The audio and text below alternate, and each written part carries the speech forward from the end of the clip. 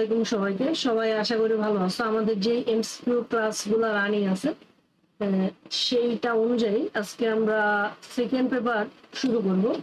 আমি কায়ুম ইসলাম, পড়ালেখা করছি বুটেক্সে। তাহলে আজকে আমাদের সেকেন্ড পেপারে যে চ্যাপ্টারটা শুরু হবে সেটা হলো তাপগতিবিদ্যা, ফিজিক্স সেকেন্ড পেপার চ্যাপ্টার 1। তো চলো আমরা শুরু করি।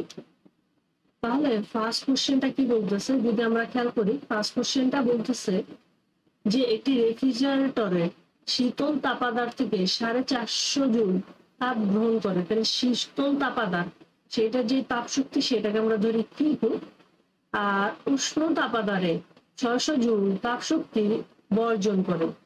যে তাপ শক্তিটা আমার বর্জন করে সেটাকে আমরা ধরি Q1। তারপর কি বলতেছে রেফ্রিজারেটরটি কার্য সম্পাদন সহগ কত, মানে কি এর ভ্যালু পেয়েছে। আমরা কি এর ফর্মুলা কি জানি, K = Q2 by Q1 minus Q2। তো Q2 এর ভ্যালু কত? Q2 এর ভ্যালু হলো 450 আর Q1 এর ভ্যালু হলো 600। 600 মাইনাস 450, আলটিমেটলি এখান থেকে আমরা ক্যালকুলেশন করলে আমাদের যে অ্যান্সারটা চলে আসবে, এখান থেকে আমাদের যে অ্যান্সারটা আসবে সেটা হবে 3। তারপর বলছে রুদ্ধতাপীয় পরিবর্তনের ক্ষেত্রে কোনটি সঠিক। আমরা জানি P1 V1 gamma = P2 V2 gamma, ঠিক আছে। P1 T1, আচ্ছা আমরা ফর্মুলাটা শিখছিলাম এরকম T1 P1 1 minus gamma by gamma equal to T2 P2 1 minus gamma by gamma। তাহলে এখান থেকে আমরা যদি একটা কাজ করি যে P1 by P2 এই পাশে আনি, তাহলে এটার পাওয়ার কত 1 minus gamma by gamma equal to T2 by T1। আমরা এরকম তো করছিলাম যদি x to the power half equal to 2 হয়, তাহলে এখানে কত আছে, হাফ আসছে না, তাহলে এই পাওয়ারটা এই পাশে গেলে উল্টায় যায়। পাওয়ারটা যদি উল্টায় যায় তাহলে কত হয়, 2 equal to 2 by 1। তাহলে আলটিমেটলি x equal to কত, 2 স্কয়ার। তাহলে এখানে খেয়াল করো, এইটাকে যদি আমরা একটু সাজায় গুছায় লিখি এইভাবে লেখা যায় 1 minus gamma to the power 1 by gamma equal to T2 by T1। তাহলে 1 by গামাটা এই পাশে গেলে তাহলে কি হয়ে যাবে, T1 by T2 1 minus gamma equal to T2 by T1 gamma। Ultimately আমাদের যে অ্যান্সারটা চলে আসলো সেটা আসলো P1 1 minus gamma by T2 1 minus gamma equal to T2 gamma by P1 gamma। Ultimately আমাদের যে অ্যান্সারটা সেটা আসলে P1 1 minus gamma by P1 gamma equal to T2 gamma T2 1 minus gamma। ঠিক আছে, এরকম কি কোনো অপশন আছে? হ্যাঁ, তাহলে P1 1 minus gamma T gamma 1 minus, হ্যাঁ এটাও ঠিক আছে।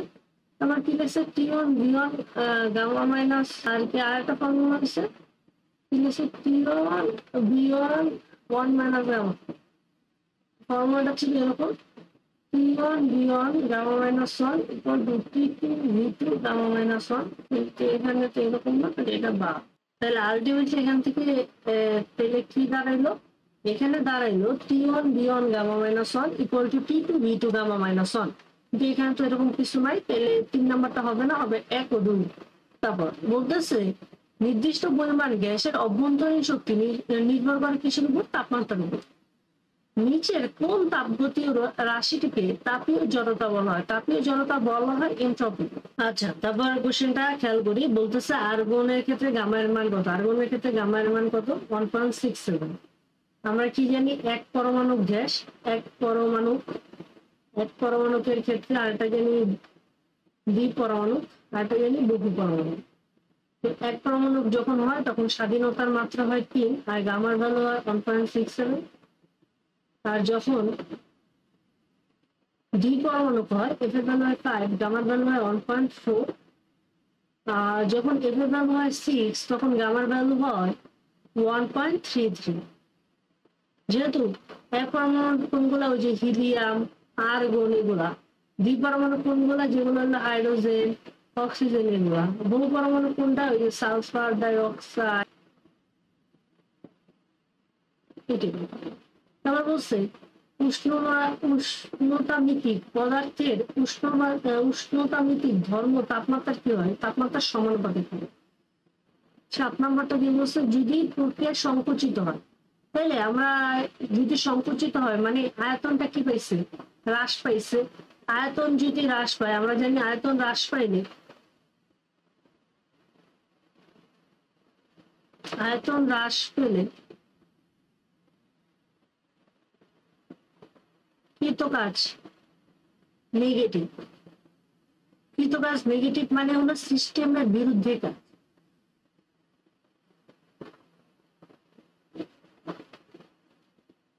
এখন এখানে কি সিস্টেম নিজে কাজ করে, এটা তো ভুল, সিস্টেমের বিরুদ্ধে কাজ হয়, তার মানে এখানে সঠিক উত্তর নেই।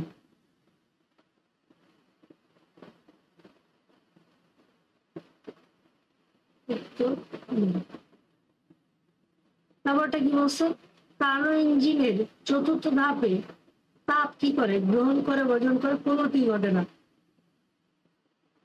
কার্নো ইঞ্জিনের প্রথম ধাপে হয় তাপ গ্রহণ, আর তৃতীয় ধাপে হয় তাপ বর্জন। আর কার্নো ইঞ্জিনের চতুর্থ ধাপে কি হয়, চতুর্থ ধাপটা হয় রুদ্ধতাপীয় প্রক্রিয়ার জন্য। আর রুদ্ধতাপীয় প্রক্রিয়া আমরা জানি, রুদ্ধতাপীয় প্রক্রিয়া কি করে, কোনো তাপ শক্তি গ্রহণও করে না, বর্জনও করে না, মানে রুদ্ধতাপীয় প্রক্রিয়ায় ইকুয়াল ভ্যালু কত থাকে, 0 থাকে। তারপর বলছে কি বলছে, তাত্ত্বিকভাবে তাপগ্রাহকের তাপমাত্রা কত হলে এটি ইঞ্জিনের দক্ষতা 100% হবে। তাহলে আমরা খেয়াল করি, কর্মদক্ষতার ফর্মুলা ছিল eta equal to 1 minus T2 by T1 into 100%। এখন এখান থেকে আমরা আরেকটা জিনিস জানি যে T2 হলো তোমার তাপগ্রাহকের তাপমাত্রা, আর T1 হলো উৎসের তাপমাত্রা। আচ্ছা, বলতেছে তাপগ্রাহকের তাপমাত্রা কত হলে কর্মদক্ষতা 100% হবে। যদি আমি T2 ভ্যালু 0 বসায় দিই, তাহলে খেয়াল করো এখানে যেটা আসবে সেটা হলো 100%। তাইলে T2 মানে তাপগ্রাহকের তাপমাত্রা যদি 0 কেলভিন হয়, তাহলে তোমার 100% হবে, তাইলে কত হবে, 0। আর যদি কোশ্চেনে বলতো যে উৎসের তাপমাত্রা কত হইলে তোমার 0 হবে, যদি উৎসের তাপমাত্রা বলতো, উৎসের তাপমাত্রা বলতো তাহলে তোমার T1 অসীম হতে হবে। তাহলে কিভাবে আসতো, এটা equal to 1 minus T2 Asim into 100%। তখন দেখতে এটা চলে আসতো 0 ইন্টু 100%। এখানে দেখবো কত চলে আসতো, 100%।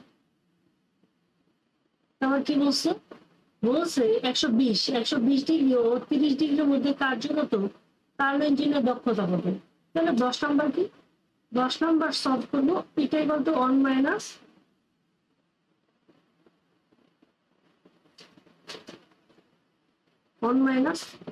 T2 by T1। T2 মানে কি, কম তাপমাত্রা, T2 হইলো এইটা, T1 হইলো কি এইটা। T2 মানে 30 প্লাস 273, T1 মানে কত, 120 প্লাস 273 ইন্টু 100%। তাহলে তোমার অ্যান্সারটা কত আসে, 1 minus 30 plus 273 by 120 plus 273 into 100%, 22.90%।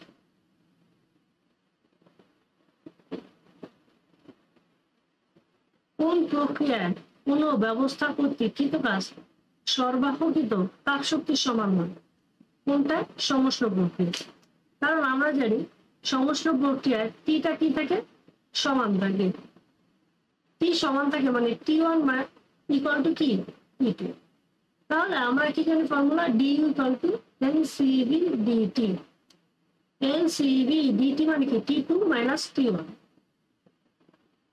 এনসিভি T2 মানে কত, T1 মাইনাস T1, আলটিমেটলি এখানে কত চলে আসে, 0 চলে আসে। আমরা ফর্মুলা কি জানি? তাপগতিবিদ্যার প্রথম সূত্র D Q equal to D U plus D W, অতএব D Q equal to 0 plus D W, অতএব ডিকিউ ইকুয়াল টু কি? ডিডব্লিউ।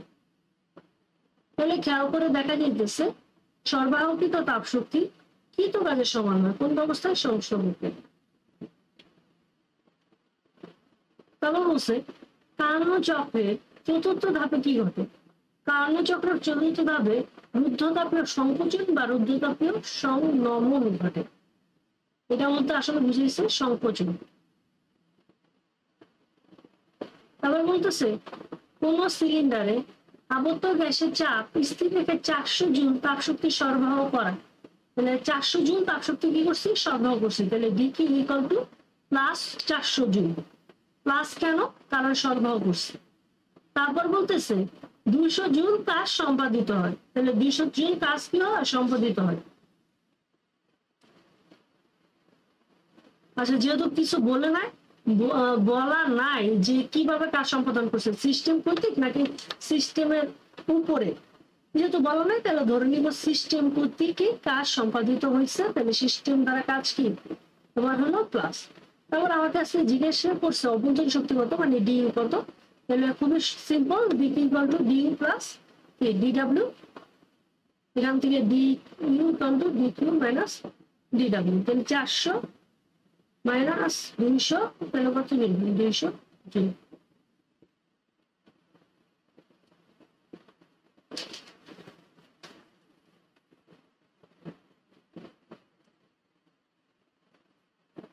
তারপরটা কি বলতেছে? তাপগতিবিদ্যায় গৃহীত তাপ ও বর্জিত তাপ শূন্য হয়। কোথায় শূন্য হয়? গৃহীত তাপ প্রবৃত্তি। তারপর বলতেছে 5 কিলোরি তাপ দ্বারা কত জুল কাজ সম্পাদন করা সম্ভব? আমরা কি জানি? W equal to JH। তো যে মানে কত? যে মানে হলো 4.2 আর H কত? H হলো 5 কিলোরি। তা আলটিমেটলি আমাদের এখানে যা চলে আসে সেটা হলো 4.2 গুণ 5, তাহলে এটা চলে আসে তোমার। এখানে যদি আরেকটু বুঝাই দিই, এখানে W ইকুয়াল টু JH, এখানে যে এককটা থাকে সেটা হলো এইটার একক বসাবো জুলে, এইটার একক বসাবো কিলোমিতে, আর এইটার যে ভ্যালু সেটা বসাবো 4.2 জুল পার কিলোমিটার। গতিবিদ্যার এন্ট্রপি তাপ ও পরম তাপমাত্রার অনুপাতের সমান। তাপ সঞ্চালনের দিক নির্দেশ করে তাপমাত্রা ও চাপের ন্যায় অনুভব করা যায়। আচ্ছা, এন্ট্রপি তাপ ও তাপমাত্রা ও চাপের ন্যায় অনুভব করা যায় না, তাহলে এটা ভুল। তাহলে বাকি দুইটা কি হয়ে যাবে? সঠিক হয়ে যাবে। তাপগতিবিদ্যার এন্ট্রপি কি করে? তাপ সঞ্চালনের দিক নির্দেশ করে। যদি তোমার ডিএচ এর ভ্যালু ডিএস, যে এটার ভ্যালু যদি তোমার পজিটিভ আসে তাহলে বুঝবা তাপ গ্রহণ, আর যদি এইটার ভ্যালু নেগেটিভ আসে তাহলে বুঝবো তাপ বর্জন। কিভাবে বুঝলেন ভাই? কারণ কি আমরা ফর্মুলা কি জানি? D S equal to D Q by T. তার মানে ডিকিউ ভ্যালু যদি পজিটিভ হয় তাহলে কি বুঝি আমরা? তাপ গ্রহণ। আর ডিকিউ ভ্যালু নেগেটিভ হলে আমরা কি বুঝি? তাপ বর্জন। তার মানে এটা তাপ সঞ্চালনের দিক নির্দেশ করে। তারপর বলতেছে তাপগতিবিদ্যার তাপ ও পরম তাপমাত্রার অনুপাতের সময়। হ্যাঁ, তাপ ও ডিকিউ দ্বারা তাপ বুঝাইতেছে, আর পরম তাপমাত্রার অনুপাতের সমান, মানে পরম তাপমাত্রা বলতে যে কেলভিন তাপমাত্রা বুঝাইছে, তো কেলভিন তাপমাত্রার অনুপাতের সমান। আচ্ছা, তাহলে 1 ও 2 সঠিক। তারপরটা কি বলতেছে? বলতেছে রুদ্ধতাপীয় প্রক্রিয়ায় বয়লের সূত্র মেনে চলে, এটা তো ভুল। আবার এই দ্রুত প্রক্রিয়া সিস্টেমকে শীতল বা উষ্ণ করে, ঠিক আছে। তারপর বলতেছে ওজন গ্যাসের জন্য স্থির চাপে মোলার আপেক্ষিক তাপ কত? ওজন গ্যাস মানে কি? O3 ওজন। তাহলে এখানে তোমার গামার ভ্যালু কত বসাইতে হবে? গামার ভ্যালু 1.33 বসাইতে হবে, যেহেতু বহু পরমাণু গ্যাস। তো বলতেছে স্থির চাপে মোলার আপেক্ষিক তাপ কত? তাহলে আমরা কি জানি? স্থির চাপে মোলার আপেক্ষিক চাপ, তাহলে মানে কি চাইছে? সিপি চাইছে। সিপি মাইনাস সিপি ইকুয়ালটা আমরা কি জানি? আর জানি। এখন যদি আমরা এখানে বসাই দিই আর প্লাস সিবি, আবার আমরা সিবি ইকুয়াল টু কি জানি? F/2 ইন্টু আর।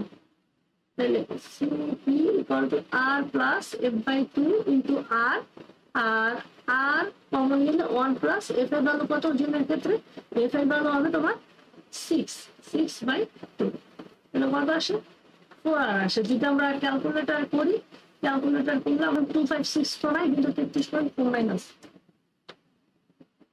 তারপর বলতেছে রুদ্ধতাপীয় রেখা ও সমষ্ণ রেখার সম্পর্ক নিচের কোনটি। আমরা জানি রুদ্ধতাপীয় রেখার ঢাল, রুদ্ধতাপীয় রেখার ঢাল ইকুয়াল টু মাইনাস গামা গুণ সমষ্ণের ঢাল। তাহলে দেখি, আর এখানে ঢাল বলতে কি বোঝায়, রুদ্ধতাপীয় ঢাল বলতে ডিপি বাই ডিবি, নিচে লিখে দিব রুদ্ধ, এখানে সেম ডিপি বাই ডিবি সমষ্ণ।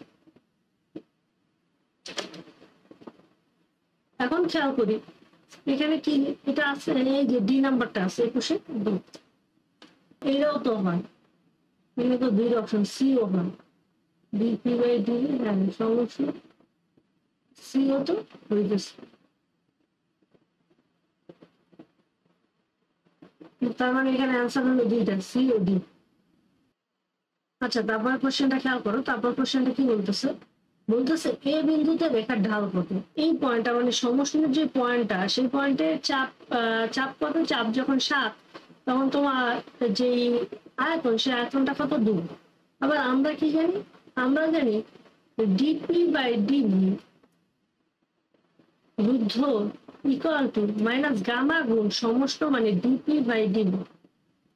তো সমষ্ণের ক্ষেত্রে দেখা যাইতেছে ডিপির ভ্যালু কত, এই যে এখানে হলো কতটুকু উপরে গেছে, চাপ বরাবর 7, আর আয়তন কত, আয়তন হলো 2, আর মাইনাস গামা, গামা কত 1.4, 1.4 7/2, তাহলে কত চলে আসবে, দেখা যাবে যে -4.9।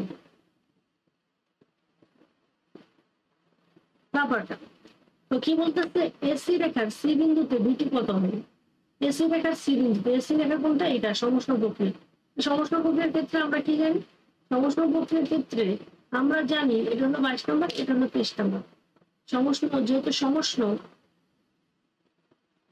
এসি হলো সমষ্ণ, তাহলে হবে P1 PA VA equal to PC VC মানে কত V2।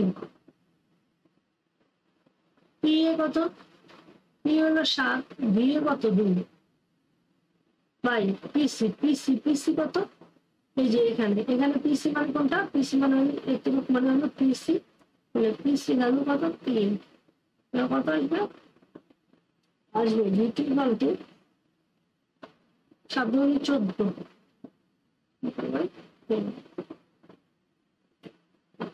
তারপর বলতেছে তাপগতিবিদ্যার শূন্যতম সূত্রে ভিত্তি করে তৈরি করা কোনটা, শূন্যতম ভিত্তি করে তৈরি হয় থার্মোমিটার, আর এইটা হলো তোমার ক্যালোরিমিটার, এটা তৈরি করার প্রথম সূত্রের উপর ভিত্তি করে।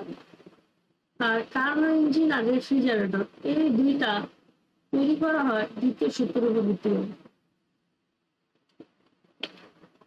তারপরটা সম আয়তনের প্রক্রিয়া নিচের কোনটির ক্ষেত্রে প্রযোজ্য, সম আয়তনের প্রক্রিয়া কি তোমার শূন্য, সম আয়তনীয় প্রক্রিয়া ডিবির ভ্যালু কত হয় 0 হয়, আর আমরা কি জানি DW equal to P DV, মানে পি ডিভির ভ্যালু 0, 0। তারপর বলছে প্রত্যাবর্তী প্রক্রিয়া একটা ধীর প্রক্রিয়া, ঠিক আছে, এটি স্বতঃস্ফূর্ত প্রক্রিয়া না ভূ তাপগতীয় সাম্যাবস্থা বর্ণিত একত্রে। এনট্রপির মাত্রা কত, এনট্রপির মাত্রা কোনটা, এনট্রপির মাত্রা হলো আমরা জানি এনট্রপির যে ফর্মুলাটা সেটা ছিল D S equal to D Q by T. এর এককটা যেটা চলে আসে, সে এককটা চলে আসে জুল পার কেলভিন। এখন জুল মানে কি, আমরা জানি কৃত গাছ থেকে জুলটা আসে, তাপনিকলটা আমরা কৃত গাছের ফর্মুলা কি জানি এফএস, এফ টু কি MAS। এম মানে কি, এম মানে ভর, ভরের একক কি কেজি, ত্বরণের একক কি মিটার পার সেকেন্ড স্কয়ার, ত্বরণের একক কি মিটার, তাহলে আলটিমেটলি আমাদের চলে আসলো কেজি মিটার স্কয়ার ইনভার্স 2। এই KG metre square S inverse 2, এই পুরাটা কি আমরা বলতেছি কি জুল, এই পুরাটা কি আমরা বলতেছি জুল। তাহলে আমরা জুলের যদি মাত্রা বাই করি, মাত্রাটা কত আসবে, জুলের মাত্রা জুলের মাত্রাটা আসবে তোমার, কেজি মানে হলো বড় হাতের এম, মিটার মানে বড় হাতের এল, আর সেকেন্ড মানে হলো টি ইনভার্স টু। আলটিমেটলি জুলের মাত্রা পেয়েছি, তাহলে এককটা কি ছিল, জুল পার কেলভিন, তাহলে মাত্রাটা কি হবে, M L square T inverse two, আর কেলভিনের মাত্রা কেলভিন নিজে, তাহলে কি আসবে, M L square T inverse two T inverse one, এরকম করে আছে। সি কি বলছে, তারপরটা দেখো, 40°C তাপমাত্রায় এক কোন গ্যাসের কার্বন ডাই অক্সাইড গ্যাসকে ধীরে ধীরে, ধীরে ধীরে মানে কি সমস্যা, যদি দ্রুত বলতো তাহলে কি রুদ্ধ থাকবে, প্রসারিত করে আয়তন দ্বিগুণ করছি। তার মানে যদি 28 নম্বরটা আমরা করতে চাই, 28 নম্বরটা কি ছিল, শুরুতে আয়তনটা ছিল ভি, তারপর আয়তনটা করে দিচ্ছে 2 গুণ, ধীরে ধীরে বলছে, তাহলে সমস্ত প্রকৃতির কাজের ফর্মুলা কি ছিল, W equal to NRT ln V2/V1। Temperature কত বলছে, টেম্পারেচার বলছে 40°C, তাহলে 40 প্লাস 273 কেলভিন। আর এখানে মোল সংখ্যা কত বলছে, 1 মোল, তাহলে এন কত কত 1 মোল, তাহলে এন এর ভ্যালু কত, এন এর ভ্যালু হলো 1, আর এর ভ্যালু হলো 8.31, টি এর ভ্যালু কত 40 প্লাস 273 গুণ লন ভিটুর ভ্যালু কত, ভিটুর ভ্যালু হলো 2v, আর v1 ভ্যালু কত v। আলটিমেটলি আমাদের যে অ্যান্সারটা চলে আসে জুল। আচ্ছা, এখন আমরা 29 নম্বর কোশ্চেনটা খেয়াল করি। 29 নম্বর কোশ্চেনে কি বলছে, 29 নম্বর কোশ্চেনে বলছে ফারেনহাইট স্কেলে মৌলিক ব্যবধানকে কয় ভাগে ভাগ করা হয়। মনে রাখবা, মৌলিক ব্যবধান equal to steam temperature minus ice temperature. তো ফারেনহাইট স্কেলে স্টিম টেম্পারেচার হলো কত 212, আর আইস টেম্পারেচার কত 32। এখানে যেটা আসে সেটা হয় 180, তাহলে ফারেনহাইট স্কেলে কত 180। যদি সেলসিয়াস স্কেলে বলে, যদি সেলসিয়াস স্কেলে খেয়াল করবা যে এইটা আসবে 100।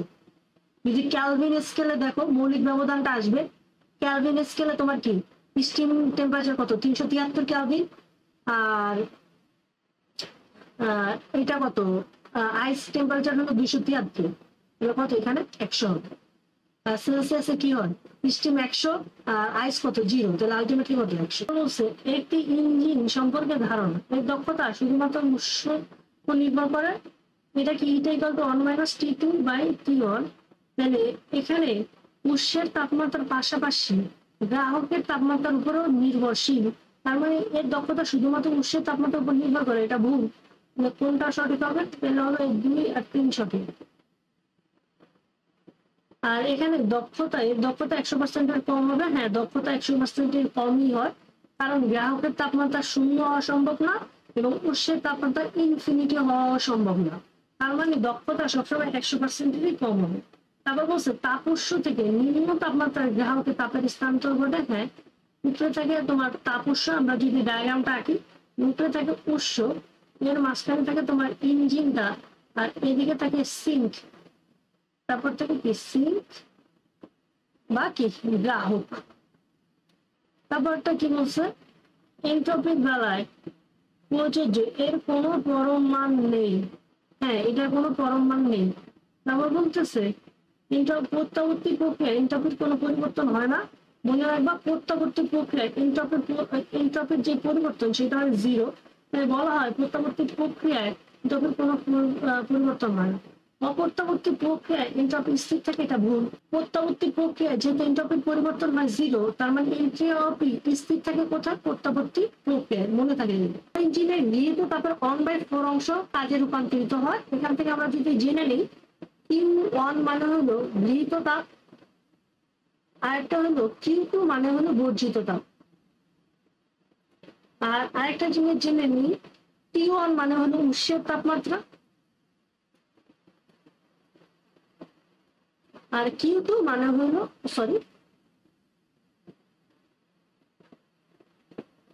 T2 মানে হলো গ্রাহকের তাপমাত্রা। আর এদের মধ্যে একটা সম্পর্ক আছে, সেই সম্পর্কটা আমরা কি জানি, Q1/Q2 ইকুয়াল টু T1/T2। এটা কার জন্য প্রযোজ্য? কার্নো ইঞ্জিনের জন্য। এটুকু আমরা জেনে নিলাম। এখন এই ম্যাথটা আমরা সলভ করি। বলতেছে এটি কার্নো ইঞ্জিনের গৃহীত তাপের 1/4 অংশ কাজে রূপান্তরিত হয়। তাহলে আমরা যদি 34 নম্বর কোশ্চেনটা সলভ করতে চাই, এখানে বলতেছে কাজে রূপান্তরিত হবে গ্রাহকের গৃহীত তাপের 1/4 অংশ। তাহলে গৃহীত তাপকে আমরা প্রকাশ করি Q1 দ্বারা। তাহলে 1/4 Q1। এখন তাহলে বর্জিত তাপ কত হবে? আমরা কি জানি? বর্জিত তাপ ইকুয়াল টু, আমরা গৃহীত তাপ থেকে যদি গৃহীত কাজটা মাইনাস করে দিই তাহলে যা আসে তাই বর্জিত তাপ। এরকম 1/4 Q1 আলটিমেটলি চলে আসলো 3/4 Q1। এখন আমরা কি জানি? আমরা কর্মদক্ষতার ফর্মুলা কি জানি? কর্মদক্ষতার ফর্মুলা জানি এটা equal to 1 minus Q2/Q1 into 100%। তাহলে 1 মাইনাস Q2 এর ভ্যালু কত? Q2 এর ভ্যালু হলো 3/4 Q1 ইন্টু 100%। তাহলে আলটিমেটলি এখান থেকে যা চলে আসবে সেটা হলো 25%। অ্যান্সার কত? 25%। তারপর কোশ্চেন কি বলছে? এর তাপগ্রাহকের তাপমাত্রা 30 কেলভিন কমালে দক্ষতা দ্বিগুণ হয়। তাপ উৎসের তাপমাত্রা কত? তাপ উৎসের তাপমাত্রা মানে T1 কত সেটা জানতে চেয়েছে। 35 নম্বর কোশ্চেনটা যদি আমরা সলভ করতে চাই, এখানে বলতেছে যখন তুমি কর্মদক্ষতা 25% করছো, তো 25% 2 গুণ করছো, মানে কর্মদক্ষতা কয় গুণ করছো? 2 গুণ করছো। আচ্ছা, আগে আমরা ফর্মুলাটা লিখে নিই। তাহলে গ্রাহকের তাপমাত্রা কি হয়েছে? 30 কেলভিন কমে গেছে, মানে গ্রাহকের তাপমাত্রা চেঞ্জ হয়েছে, বাট উৎসের তাপমাত্রা কি আছে? সেমই আছে। এখন এইটা হয়ে গেছে 2 গুণ 25%, আর এইটা হয়ে যাবে 1 মাইনাস T2, কারণ 30 কেলভিন যেহেতু কমাইছো এরকম কিছু একটা হয়ে গেল। তাহলে এখানে কত আসলো? 50%। আর এখানে চলে আসলো 1 মাইনাস T1 দ্বারা যদি সবাইকে ভাগ করি আর মাইনাস দ্বারা গুণ করি তাহলে এরকম চলে আসলো ইন্টু 100%। ওকে, এখন এখান থেকে আবার আরেকটা কি জিনিস কি জানো? এখানে তোমার জানতে হবে কি T2/T1। তাহলে এখান থেকে আমরা লিখতে পারি, এই লাইন থেকে আবার আমরা লিখতে পারি T2/T1 ইকুয়াল টু Q2/Q1।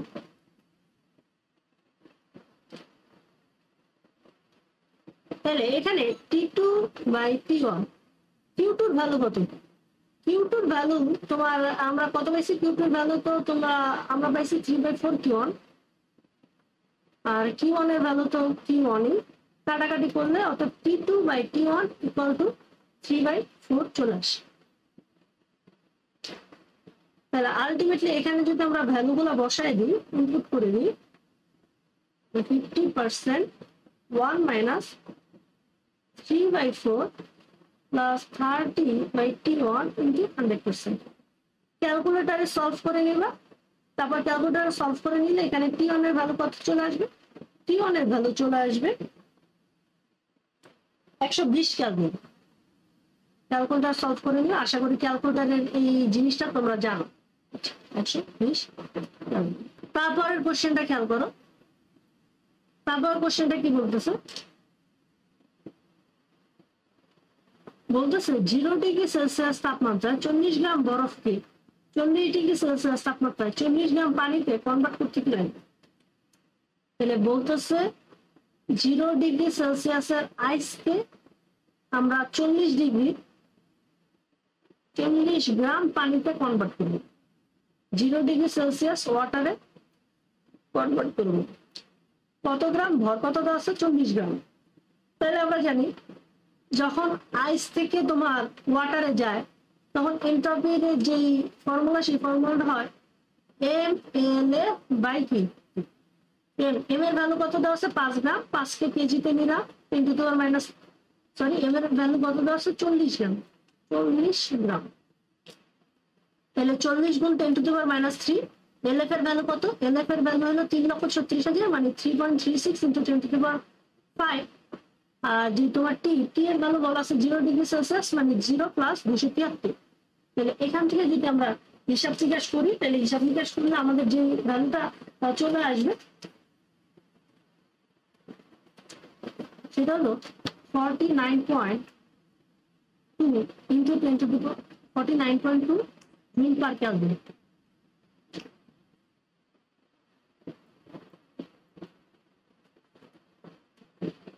বলতেছে সমষ্ণ প্রসারণ ক্ষেত্রে কি হয়, সমষ্ণ প্রসারণ ক্ষেত্রে অভ্যন্তরীণ শক্তি স্থির থাকে, মানে ডি এর ভ্যালু সমষ্ণ প্রসারণ ক্ষেত্রে ডি এর ভ্যালু 0 হয়। আর ইহা দ্রুত প্রক্রিয়া না, এটা হলো একটা ধীর প্রক্রিয়া। প্রাক্তন উপাদান সুপরিবাহী, হ্যাঁ ঠিক আছে, তাহলে 1 ও 3। তারপর তারপর বলতেছে রুদ্ধতাপীয় প্রসারণে গ্যাসের শক্তির উৎস কোনটা? রুদ্ধতাপীয় প্রসারণে গ্যাসের শক্তির উৎস হলো অভ্যন্তরীণ শক্তি। রুদ্ধতাপীয় প্রসারণে গ্যাসের শক্তির উৎস কোনটা? অভ্যন্তরীণ শক্তি। কোশ্চেনটা বলো, কোশ্চেনটা কি বলতেছে? বলতেছে একটি কার্নো ইঞ্জিনের দক্ষতা 60%, তার মানে পিটার ভ্যালু বলা আছে 60%। আর বলতেছে তাপগ্রাহকের তাপমাত্রা 17°C হয়, তবে উৎসের তাপমাত্রা কত? তাহলে তাপগ্রাহকের তাপমাত্রা মানে T2 ভ্যালু দেওয়া আছে 17°C, 17 প্লাস 273 কেলভিনে চলে যাবে। আর এখানে আরো বলতেছে তবে উৎসের তাপমাত্রা কত, মানে T1 কত সেটা জানতে চাইছে। এটাই কত আমরা কি জানি, 1 - T2 / T1 × 100%। ইটার ভ্যালু দেওয়া আছে কত, 60%। 1 - T2 ভ্যালু কত দেওয়া আছে, 17 প্লাস 273 / T1 × 100%। এইগুলা তো ডিরেক্ট ক্যালকুলেটারেই করবা, তো তারপর আমি দেখাই দিই কেমনে করবা। এগুলো সবগুলো ক্যালকুলেটারে পাওয়া যায়, সবাই একটু ইউটিউব থেকে সুন্দর মতো অনেকগুলো ভিডিও আছে, যে কোনো একটা ভিডিও দেখে নিলে হয়ে যাবে। এগুলো খুবই সহজ কাজ, এগুলা হাতে করে টাইম নষ্ট করে লাভ নেই। আমার তো আর অপশন নেই, নাইলে আমিই দেখাইতাম কিভাবে ক্যালকুলেটারে করবো।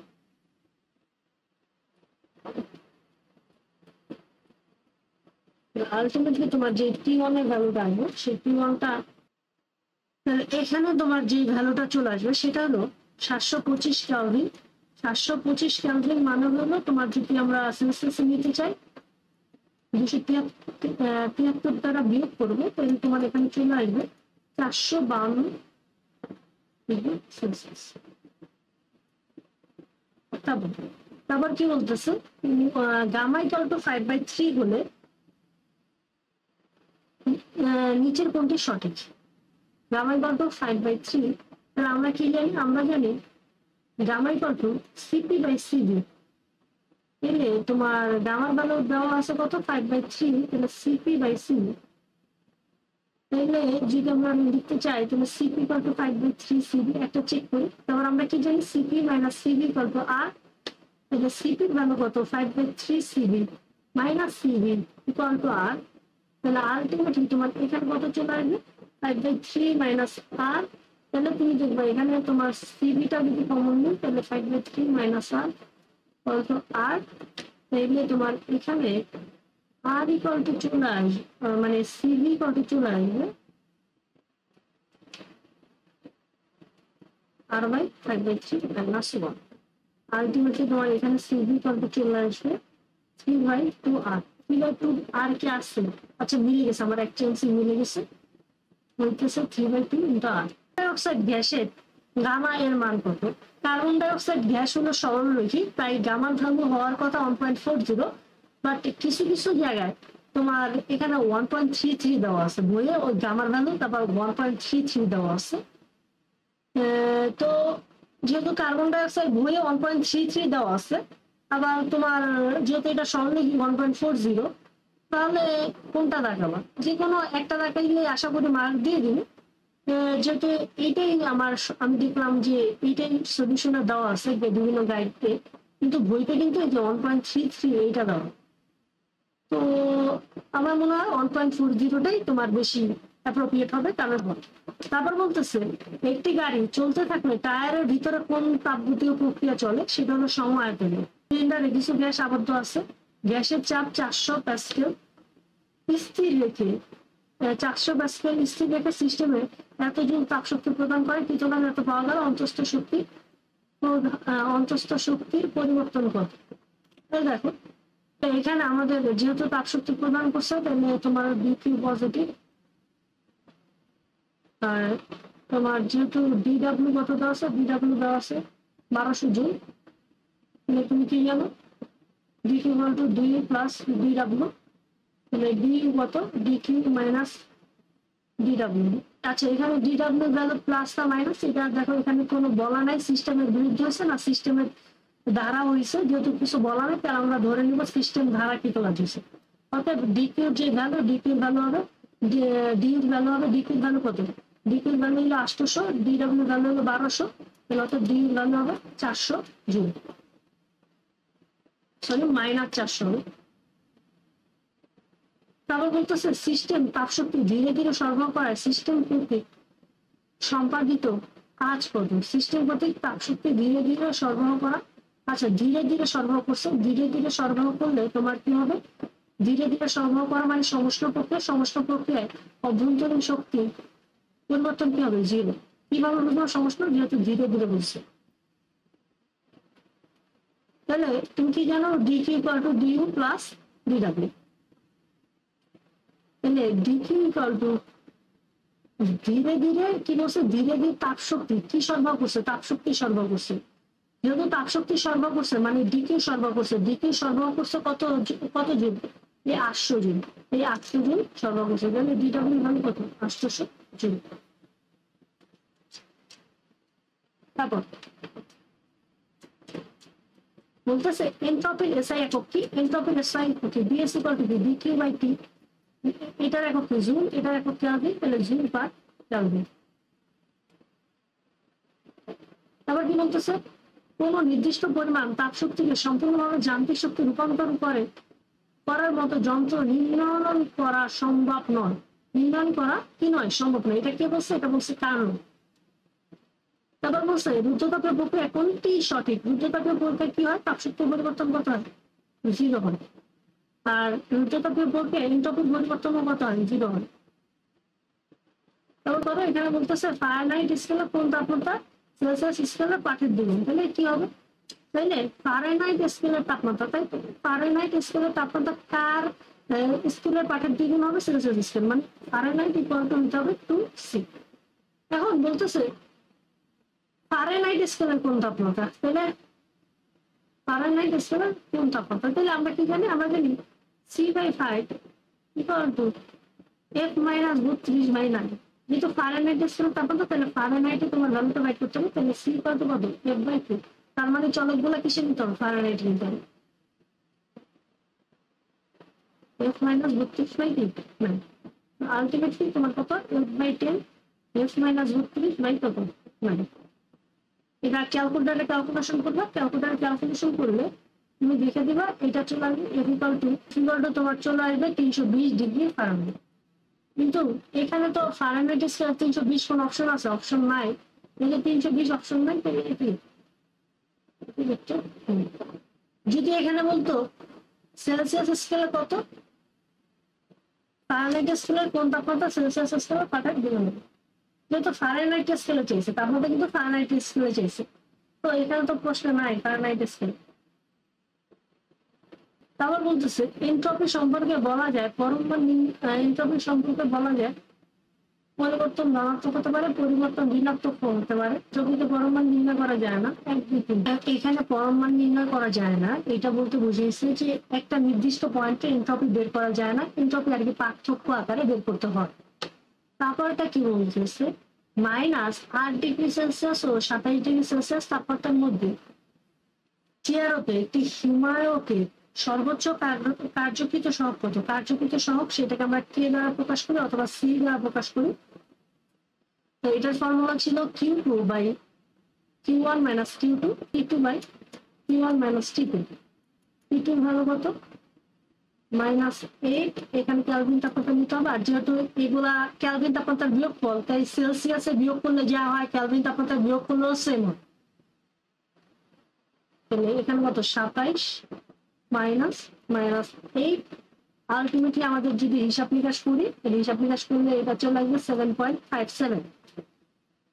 তাপগতীয় প্রক্রিয়ার ক্ষেত্রে D ইকুয়াল টু DW হবে যদি তোমার সমস্ত প্রক্রিয়া হয়, কারণ সমস্ত প্রক্রিয়া D ভ্যালু 0, তাহলে D ইকুয়াল টু কি হবে, DW হবে।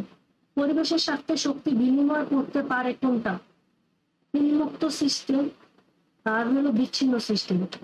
বিচ্ছিন্ন সিস্টেম আমরা যদি লিখতে চাই, বিচ্ছিন্ন সিস্টেম কি করে, বিচ্ছিন্ন সিস্টেম, একটা হচ্ছে উন্মুক্ত, একটা হচ্ছে বদ্ধ। উন্মুক্ত যদি হয় ভর প্লাস শক্তি দুইটাই বিনিময় করতে পারে। বিচ্ছিন্ন সিস্টেম হলে শক্তি বিনিময় করতে পারে, ভর বিনিময় করতে পারে না।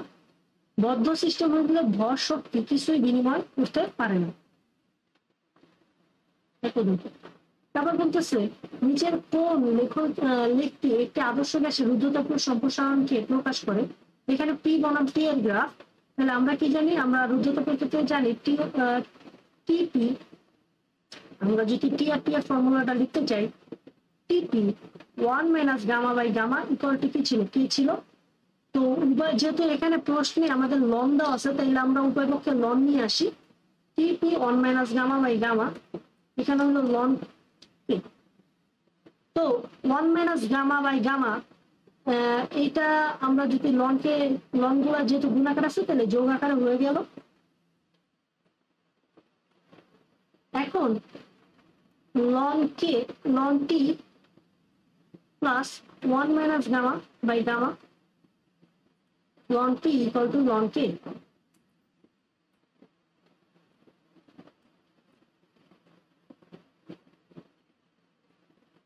তাহলে এখানে কি আসলো, এখানে যদি আমরা করতে চাই তাহলে লন টিকে ওয়াই অক্ষে যেহেতু রাখতে বসে, তাহলে এটা এই পাশে রাখলাম, minus 1 minus gamma by gamma ln T plus ln K. এখন আমরা যদি সবকিছু বসাই দিই, তাহলে এটাকে কোন অক্ষে বসাইতে বসছে, লন টিকে বসাইতে বসছে ওয়াই অক্ষে, আর মাইনাস 1 বাই গামা এটা হবে এম, লন টি এটা পেলে এক্স আর লন কে পেলে সি। তাইলে আলটিমেটলি আমাদের ঢালের ভ্যালু কি চলে আসলো, ঢালের ভ্যালু চলে আসলো minus 1 minus gamma by gamma. Ultimately যদি আমরা যোগ মাইনাসটা গুণ করে দিই তাহলে কি চলে আসবে, গামা মাইনাস 1 বাই গামা। তাহলে এখানে দেখা যাবে ঢালের ভ্যালুটা আসবে পজিটিভ, ঢালের ভ্যালুটা কি চলে আসবে, পজিটিভ। এখন খেয়াল করি এখানে ঢালের ভ্যালু পজিটিভ, ঢালের ভ্যালু যদি পজিটিভ হয় গ্রাফটা কোনটা হবে, গ্রাফটা হবে এইটা 2 নম্বর। 56 নম্বরটা বলতেছে এ বি লেখচিত্রটি কি নির্দেশ করে। এ বি দেখো, এই যে P1 আর P1T2 এরা একটু শোয়ানো আছে, আর এ বিটা একটু খারাপ, যেহেতু খারাপ তাহলে কোনটা হবে, রুদ্ধতাপী। আচ্ছা, কি বলছে, এটি একটি সমস্যা প্রক্রিয়ার ক্ষেত্রে নিচের কোনটি পরিবর্তন, এটি একটি দ্রুত প্রক্রিয়া না, এটা হবে ধীর। না, এটা ধারকত্ব বেশি করতে হবে, যদি তাপমাত্রা আমাদের কনস্ট্যান্ট রাখতে হয় বা ধ্রুবক রাখতে হয় তাহলে ধারকত্বটা আমাদের বেশি করতে হবে। তাপ সুপরিবাহী না, তাপ সুপরিবাহী। এটা হলো তাপ অপসারণ বা সরবরাহ প্রয়োজন। হ্যাঁ, তাপ অপসারণ বা সরবরাহ প্রয়োজন, এটা ঠিক। আর তাপ অপসারণ বা সরবরাহ প্রয়োজন হলো তাপমাত্রা ধ্রুব রাখতে, তাপমাত্রা ধ্রুব রাখতে তাপ অপসারণ বা সম্প্রসারণ প্রয়োজন। যদি না হয় তাহলে তোমার দেখা যাবে তাপমাত্রা বেড়ে যেতে পারে বা কমে যেতে পারে। সেজন্য কোশ্চেনটা পড়ো। তারপর কোশ্চেনটা কি বলতেছে রুদ্ধতাপীয় প্রক্রিয়া একটি দ্বিপরমাণু গ্যাসের চাপ 5% বৃদ্ধি করলে তার আয়তন শতকরা কত কমবে। তাহলে আমরা ফর্মুলা কি জানি, আমরা ফর্মুলা জানি P1 B1 gamma equal to P2 V2 gamma, P1 B1 gamma equal to P2 V2 gamma.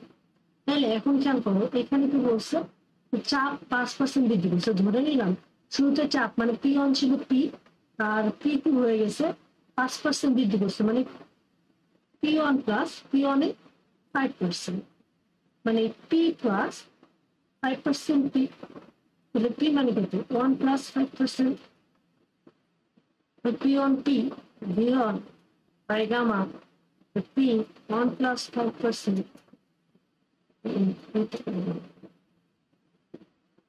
তাহলে এখানে আমাদের কি চলে আসলো, এখানে চলে আসলো V1 by V2 gamma 1 plus 5%, তাহলে V1 equal to 1 plus 5% 1 by gamma. তাহলে V2টা আমাদের কত চলে আসলো, V2টা চলে আসলো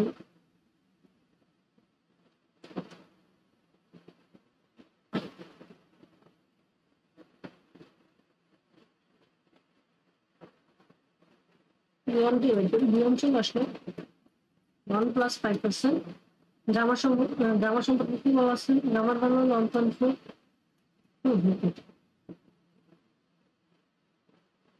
তাহলে আলটিমেটলি V1 ইকুয়াল আমাদের কত চলে আসলো? V1 ইকুয়াল আমাদের চলে আসলো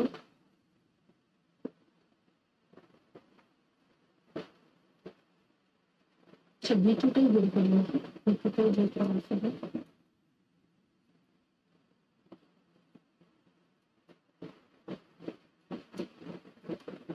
V2 কত চলে আসছে? 0.97 V1। এবার বলছে শতকরা কতটুকু চলবে, এখানে শতকরা পার্সেন্টেজ চেয়েছে, আমরা কি জানি? শেষ মাইনাস আদি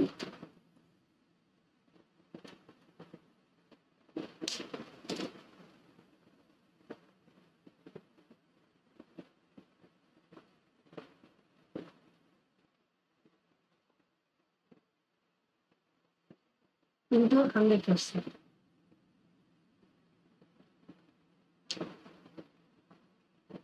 শেষ কত?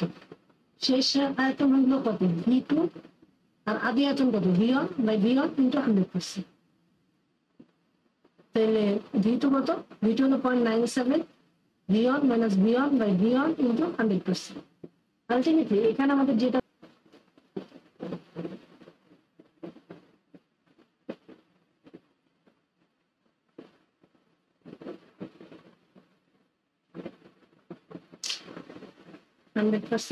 তাহলে এখানে কত চলে?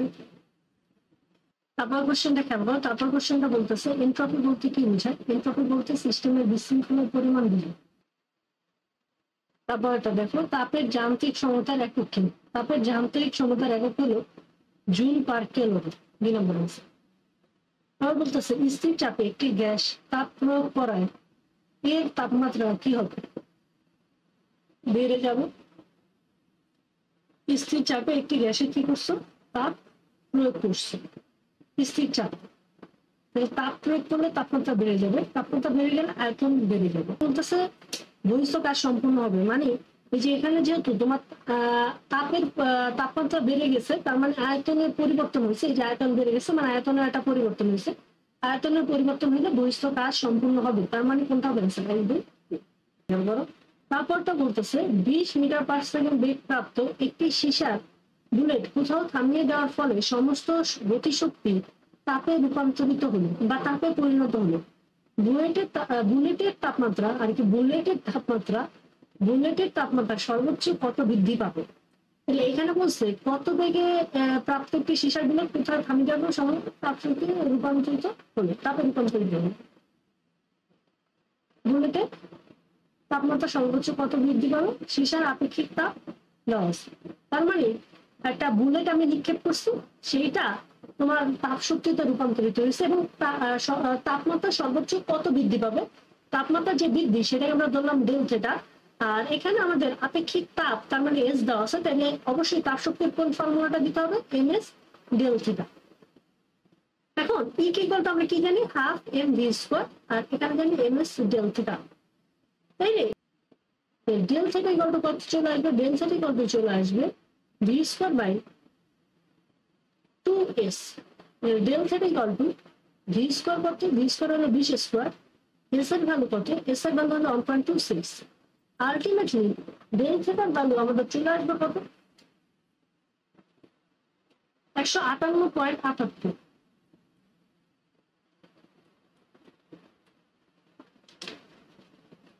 বা 158.73 ক্যালভিন। তবে বলতেছে রুদ্ধতাপীয় সমস্যা বলতে পিবি লেখচিত্রের ছেদবিন্দুতে ঢালদার অনুপাত কত? ঢালদার অনুপাত কত? ঢালদার অনুপাত হলো আমরা কি জানি? আমরা জানি যে রুদ্ধ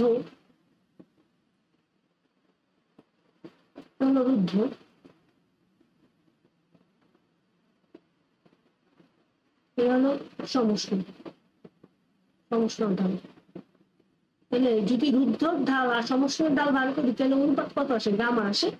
অ্যান্সার হবে গামা।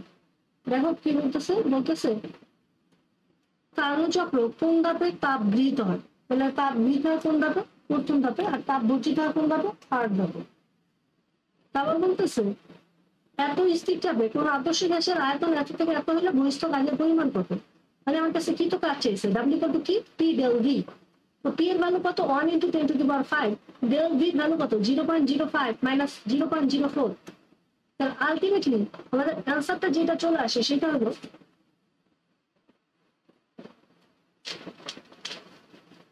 1000 জুল।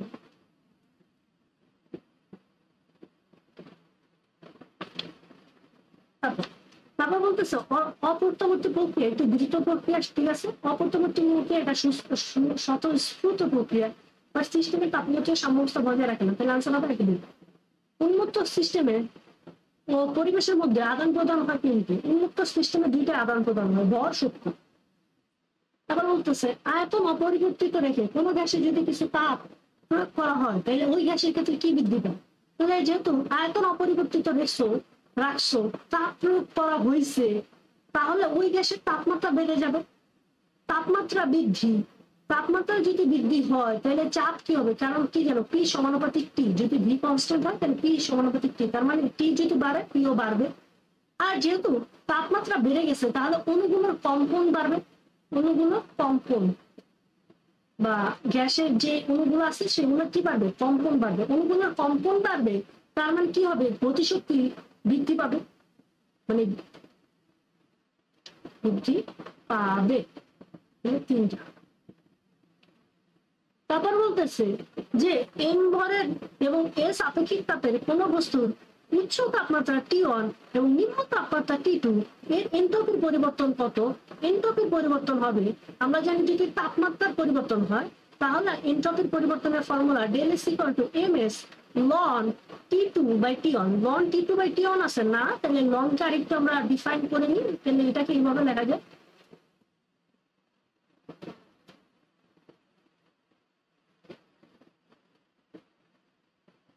সমস্ত প্রক্রিয়ার ক্ষেত্রে প্রযোজ্য হলো কোনটা? সমস্ত প্রক্রিয়ার ক্ষেত্রে, এই প্রক্রিয়ার ক্ষেত্রে তাপমাত্রা স্থির থাকে।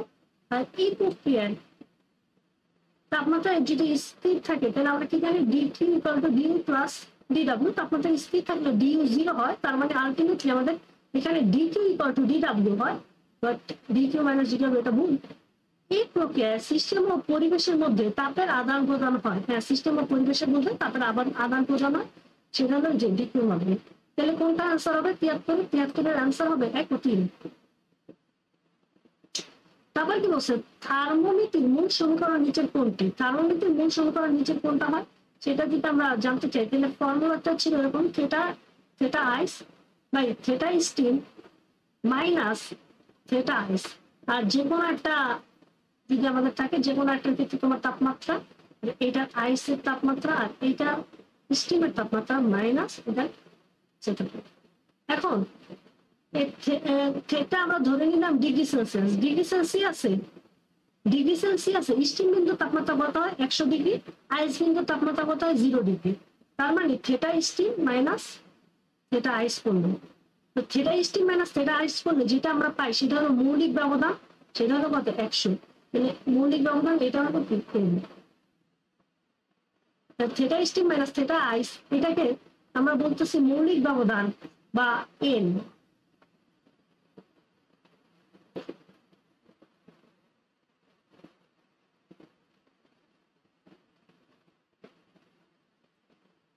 এটা কত নম্বর? এটা হলো যেটা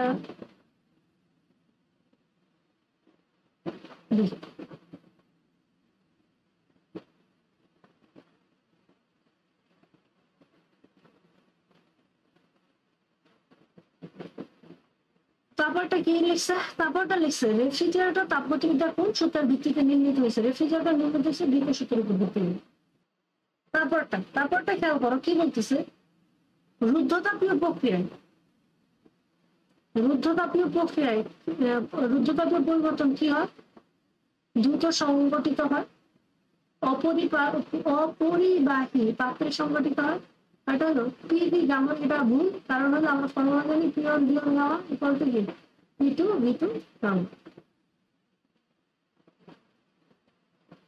তাপগতিবিদ্যার প্রথম সূত্র দ্বিতীয় সূত্রের সমন্বিত রূপ কোনটা? তাহলে তাপগতিবিদ্যার দ্বিতীয় সূত্র কোনটা? এনট্রপির সূত্র, ds = dQ/T। তাহলে অর্থাৎ dQ = কি আসে? TdS। তাহলে এখানে তুমি যদি তাপগতিবিদ্যার প্রথম সূত্র দাও DQ equal to D U plus DW, তাহলে এখানে ডিডব্লিউ ইকুয়াল টু কি আসে, ডিডব্লিউ ইকুয়াল টু আসে ডিকিউ মাইনাস ডিইউ।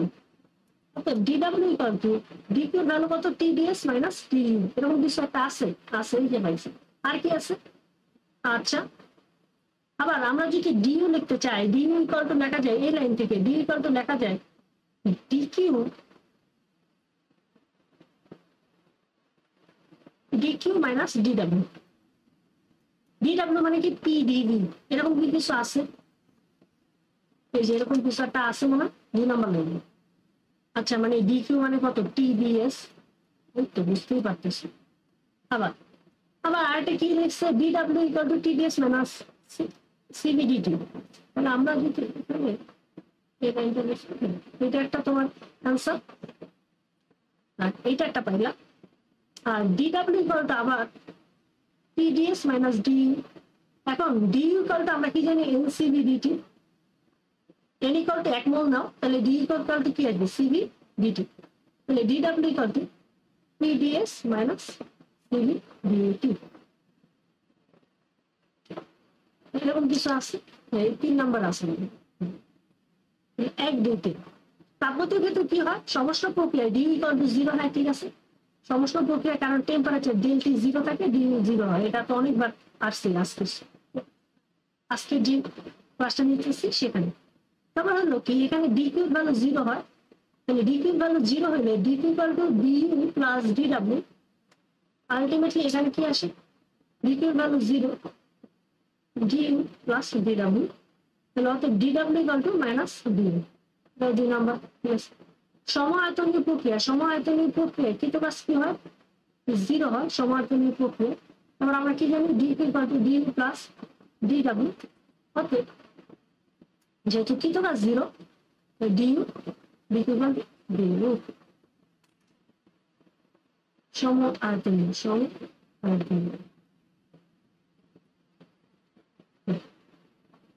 বুঝাইতে পারছি না, এটা নিয়ে সর্বক্ষণ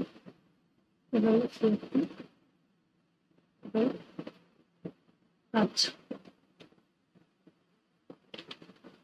তারপর কি বলতেছে, একটি কার্ন ইঞ্জিনের হিমাঙ্ক স্ফুটনাঙ্কের মধ্যে কার্যতা আছে দক্ষতা কত।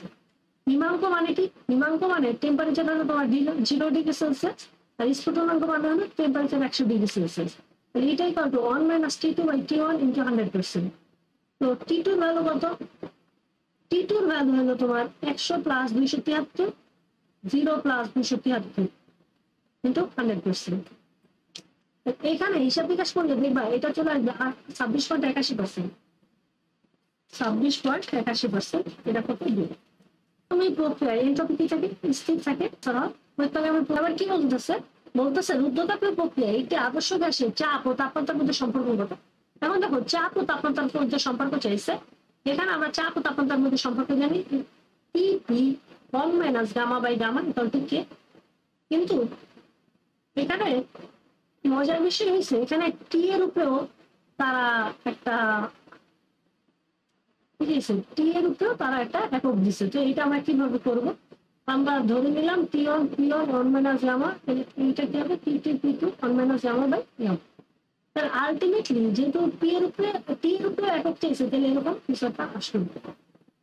এরকম একটা আমরা করছি আগে, T1 by T2 1 minus gamma, আর 1 বাই গামাটা এই পাশে গেলে কি হয়ে যাবে, উল্টায় যে আমরা বুঝছিলাম যে পাওয়ারটা এক পাশ থেকে অপর পাশে গেলে উল্টায় যায় 1 বাই গামা, তাহলে এখানে হবে 1 বাই গামা, এরকম হয়ে যাবে, উল্টে গেল। আলটিমেটলি আমাদের যেটা চলে আসবে T2 বাই T1 গামা। তাহলে আলটিমেটলি আমাদের কি চলে আসলো, T1 gamma, T1 1 minus gamma, T2 gamma, T2 1 minus gamma. Ultimately আমরা যে লাইনটা দেখতে পারি সেটা হলো T gamma T2 1 minus gamma equal to 3। এরকম কিছু একটা আছে।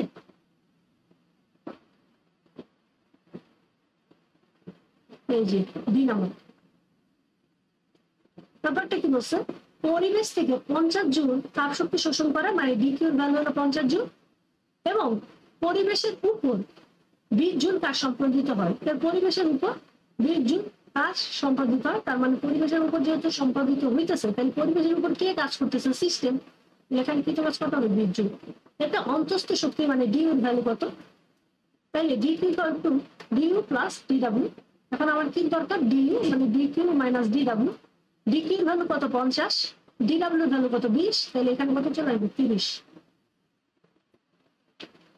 তারপর বলতেছে রুদ্ধতাপীয় প্রক্রিয়ায় এন্ট্রপি অপরিবর্তিত থাকে, কারণ ডি কিউ ভ্যালু 0 থাকে, ডি কিউ ভ্যালু 0 থাকলে ডিএস এর ভ্যালু 0। তারপর বলছে তাপের আদান প্রদান ঘটে না, হ্যাঁ ঠিক। তারপর বলছে তাপমাত্রার পরিবর্তন ঘটে না, না তাপমাত্রার পরিবর্তন ঘটে।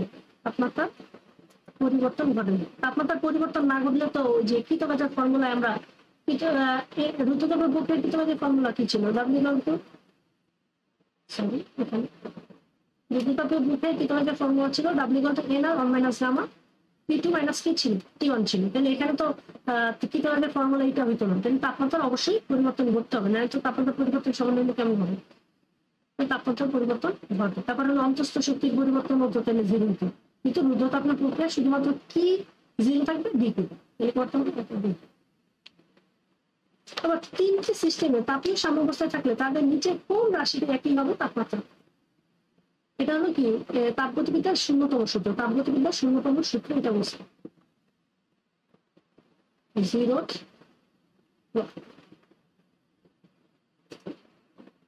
আবার কি বলতেছে?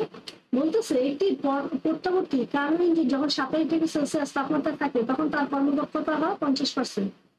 ইঞ্জিনটির দক্ষতা 60% করতে হলে উৎসের তাপমাত্রা 750 কেলভিন করতে হবে, তাপগ্রাহকের তাপমাত্রা 150 কেলভিন কমাতে হবে। এটা দেখতে হবে। তাহলে এই কোশ্চেনটা আমাদের করার জন্য কি করতে হবে? তাহলে এটা আমরা চলো দেখি। বলছে যখন তাপগ্রাহকের তাপমাত্রা 27 ডিগ্রি হয়, মানে T2 এর ভ্যালু 27 ডিগ্রি হয়। আচ্ছা আমরা দেখে নিই শুরুতে আমাদের উৎসের তাপমাত্রা কত। এটা কত আমরা কি জানি? 1 - T2 বাই T1 ইন্টু 100%। তাহলে এটার ভ্যালু কত? যখন 50%, এটার ভ্যালু যখন 50%, তখন 1 - T2 ভ্যালু কত? 27 প্লাস 273 মানে 300 বাই T1 ইন্টু কত? 100%।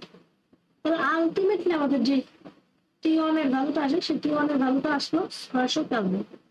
এখন বলছে যে উৎসের তাপমাত্রা যদি 60% করতে হয়, উৎসের তাপমাত্রা 750 করতে হবে। দেখি উৎসের তাপমাত্রা আমাদের কার তাপমাত্রা চেঞ্জ করতে বলছে?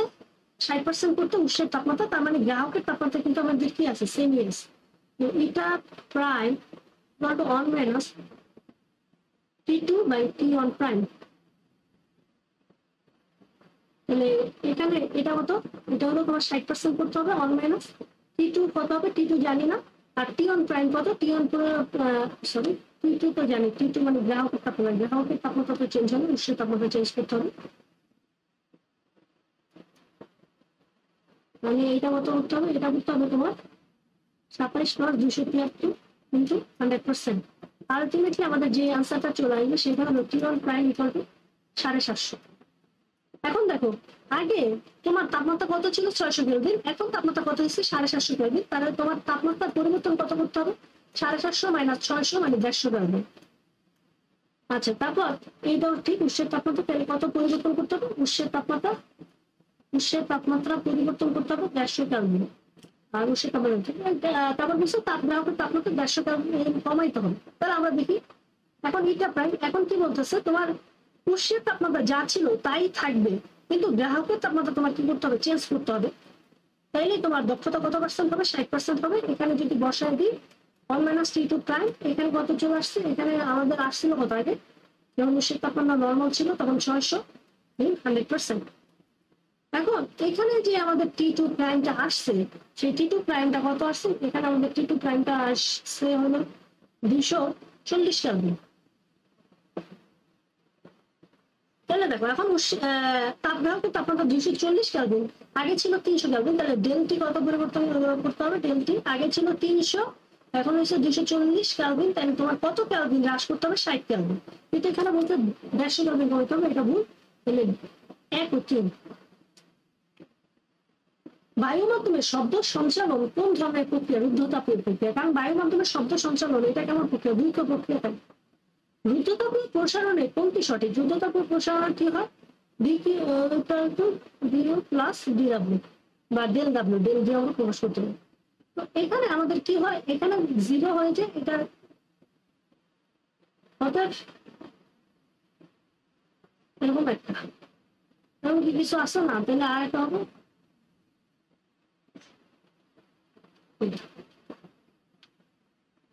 আবার বলতেছে কোন অবস্থায় এনট্রপি কম থাকে। এনট্রপি মানে কি বিশৃঙ্খলা, তাহলে বিশৃঙ্খলা কোন অবস্থায় কম থাকে, কঠিন অবস্থায়। তারপর বলতেছে 100°C তাপমাত্রা 4 গ্রাম পানিকে 100°C বাষ্পে পরিণত হয়েছে, তাহলে তোমার এনট্রপি পরিবর্তন করো। তো তাহলে এনট্রপির ফর্মুলা কি ছিল, এইটা কিন্তু ছিল mLv/T। এম কত 4 কেজি, এলভি কত 22,65,000 মানে 2.268 × 10⁶, আর টি কত 100°C মানে 100 + 273। যদি আমরা এইটা হিসাব নিকাশ করি তাহলে আমাদের কত চলে আসবে, এখানে আমাদের চলে আসবে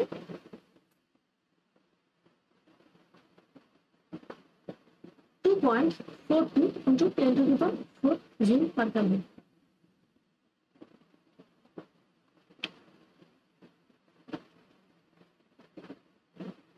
তারপর বলতেছে যে একটি কার্বন ইঞ্জিন 227°C তাপমাত্রায় 800 জুল তাপ গ্রহণ করে, তাহলে মানে T1 যখন 327°C তখন সে কত জুল তাপ গ্রহণ করে, 300 জুল। আর যখন তাপমাত্রা হয়ে গেছে 127, তখন সে তাপগ্রাহকে তাপ বর্জন করে, মানে কত বর্জন করে এটা জানেন। এখন বলতেছে পরবর্তীতে এটা দেখতেছি, বলতেছে ইঞ্জিন প্রতি স্বপদিত কাজ কত হবে। তাহলে আমরা কি জানি, কার্বন ইঞ্জিন যেহেতু, তাহলে এটা লেখা যাবে Q1/T1 = Q2/T2। তাহলে এখান থেকে Q2টা আমাদের বাই করতে হবে,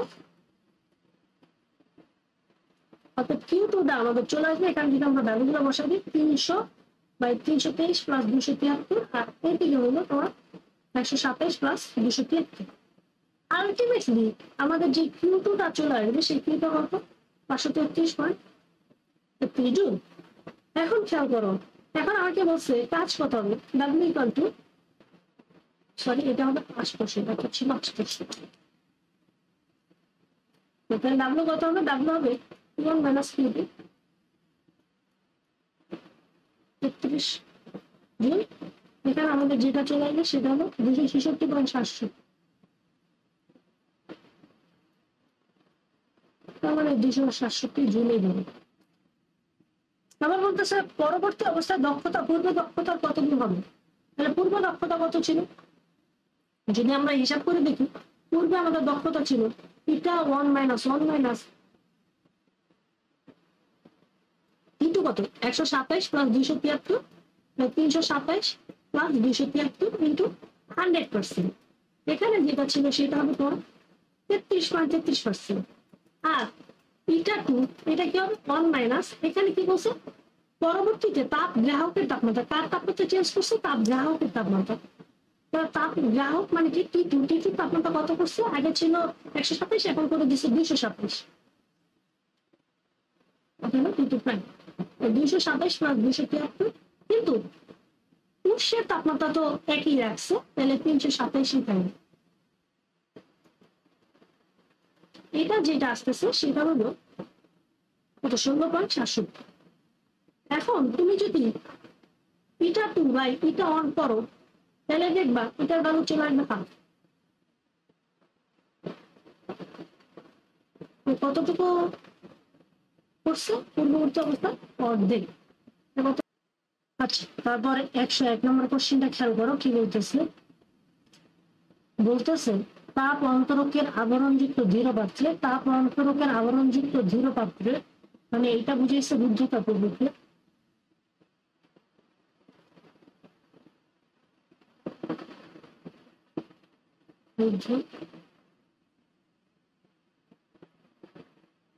আপনি দেখে শূন্য মাধ্যমে প্রসারণ করা হলো, প্রসারণ করা হয়েছে মানে আয়তন বাড়ানো হলো, তাহলে নিচের কোনটি ঘটবে, তাপমাত্রা হ্রাস পাবে। কেন, কারণ আমরা ফর্মুলা শিখছিলাম T1V1 Γ-1 = T2V2 Γ-1। এখান থেকে যদি খেয়াল করি, এখানে টেম্পারেচারের সাথে ভলিউমের সম্পর্ক হলো ব্যস্তানুপাতিক সম্পর্ক, তাহলে ভলিউম যদি বাড়ে টেম্পারেচারটা কি হবে, কমবে। তারপর বলছে 98.6 ডিগ্রি ফারেনহাইট সমতুল্য থার্মোডায়নামিক তাপমাত্রা বলতে এখানে দেখা যাচ্ছে সবগুলো হচ্ছে কেলভিন তাপমাত্রা। তাহলে ফারেনহাইট আর কেলভিনের মধ্যে একটা সম্পর্ক আমরা জানি, 102। সম্পর্কটা কি ছিল? F-32/9 = K-273/5। এখানে কত বসাবো? ফারেনহাইটে 98.6 -32/9, এখানে K-273/5। আলটিমেটলি কে এর যে ভ্যালু, কে এর ভ্যালু আসবে 310.16।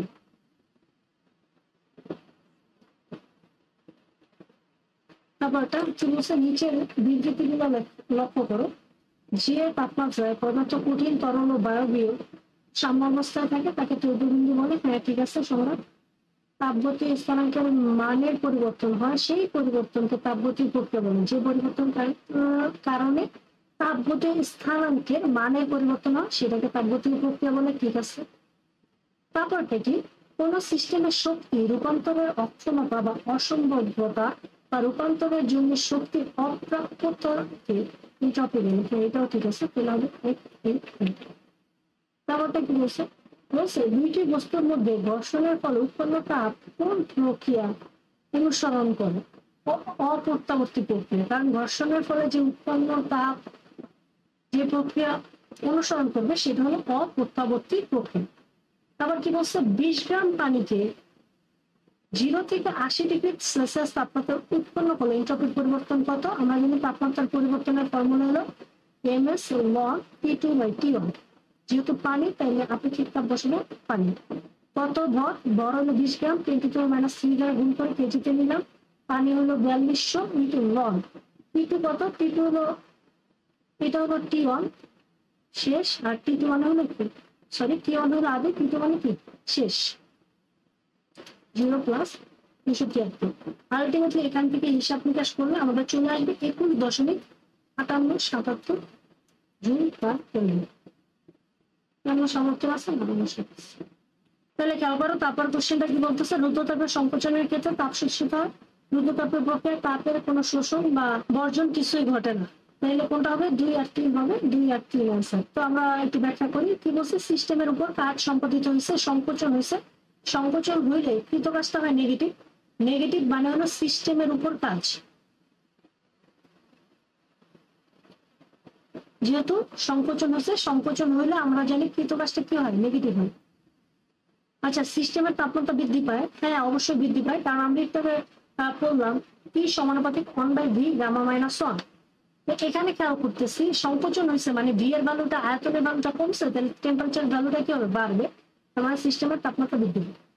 আবার বলতেছে টার্বো ইঞ্জিনের ক্ষেত্রে নিচের কোনটি সঠিক নয়? বলতেছে সমষ্ণ পরিবর্তন ঘটে। হ্যাঁ ঠিক আছে। রুদ্রতাপের পরিবর্তন ঘটে। ঠিক আছে। তারপর বলতেছে তাপস্যের তাপমাত্রা পরিবর্তন হয়, তাপগ্রাহকের তাপমাত্রার পরিবর্তন হয় না। এটা হলো তাপস্যের তাপমাত্রা পরিবর্তন হয়, এটা একটা ভুল বলছে। তাপস্যের তাপমাত্রার পরিবর্তন হয় না, তাপস্যের তাপমাত্রা যা ছিল তাই থাকে।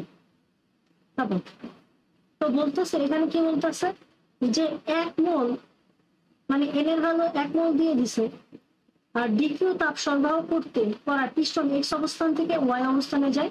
মানে এখানে যে ডিস্টেন্স বা সরণটা হয়েছে এক্স থেকে ওয়াই, সেটার এতে অন্তস্থ শক্তি 207 জুল হ্রাস পায়, অন্তস্থ শক্তি 207 জুল হ্রাস পায়, তাহলে ডিউ কত? -207 জুল। আর এখানে প্রস্তুতচ্ছেদের ক্ষেত্রফল এখানে দেওয়া আছে 0.1 মিটার স্কোয়ার। আর পিস্টনের মানে এই এক্স ও ওয়াই এর দূরত্ব 5 × 10⁻²।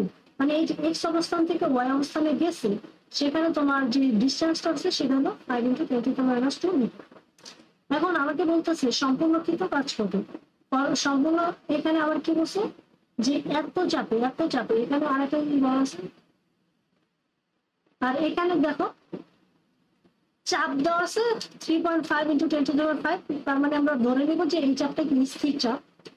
তার মানে ফর্মুলা কি দাঁড়াবে? W = P del V। এখন দেখো del V মানে কি? আয়তনের পরিবর্তন। আয়তনের পরিবর্তন মানে কি হবে? ক্ষেত্রফল ইনটু সরণ। এই যে সরণের পরিবর্তন, ক্ষেত্রফল ইনটু ডিএলএস বা সরণের পরিবর্তন আমরা দিতে পারি। তো এখানে যে ক্ষেত্রফল কত 10⁵, আর এখানে ক্ষেত্রফল কত, ক্ষেত্রফল হলো তোমার 5×10.01, আর এখানে যে সরণ সেই সরণটা কত 5×10⁻², 5×10⁻²। আলটিমেটলি আমাদের যে ভ্যালুটা আসে সেই ভ্যালুটা আসে 1.75 × 10⁻³ জুল। সিলিন্ডারে তাপ শক্তি বিক্রিয়ার মান কত, আমরা কি জানি dQ = du plus dW। dW মানে কি কৃতকাজ, আচ্ছা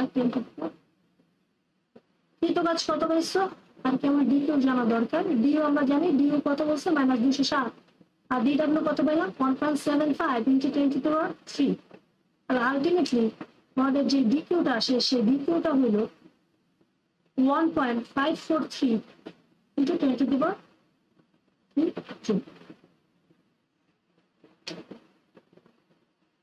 আর তারপরটা কি বলতেছে, কার্নোট চক্রের দ্বিতীয় ধাপে কার্যনির্বাহক বস্তু, কার্নোট চক্রের দ্বিতীয় ধাপে কার্যনির্বাহক বস্তু কি হয়, তাপের শোষণ ঘটে, চাপ হ্রাস পায়, তাপের শোষণ ঘটে, এটা ভুল।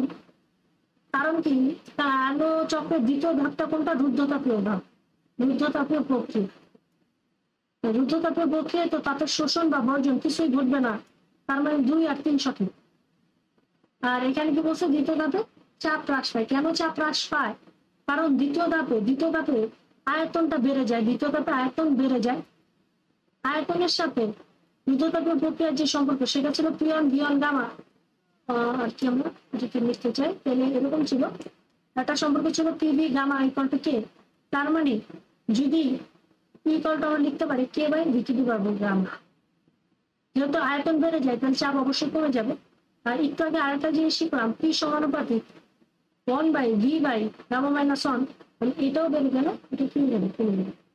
তারপর কোশ্চেনটা কি বলতেছে T1 ও T2 দুইটি বস্তুর অভ্যন্তরীণ শক্তির যথাক্রমে T1 এর জন্য অভ্যন্তরীণ শক্তি হলো U1, T2 এর জন্য অভ্যন্তরীণ শক্তি হলো U2।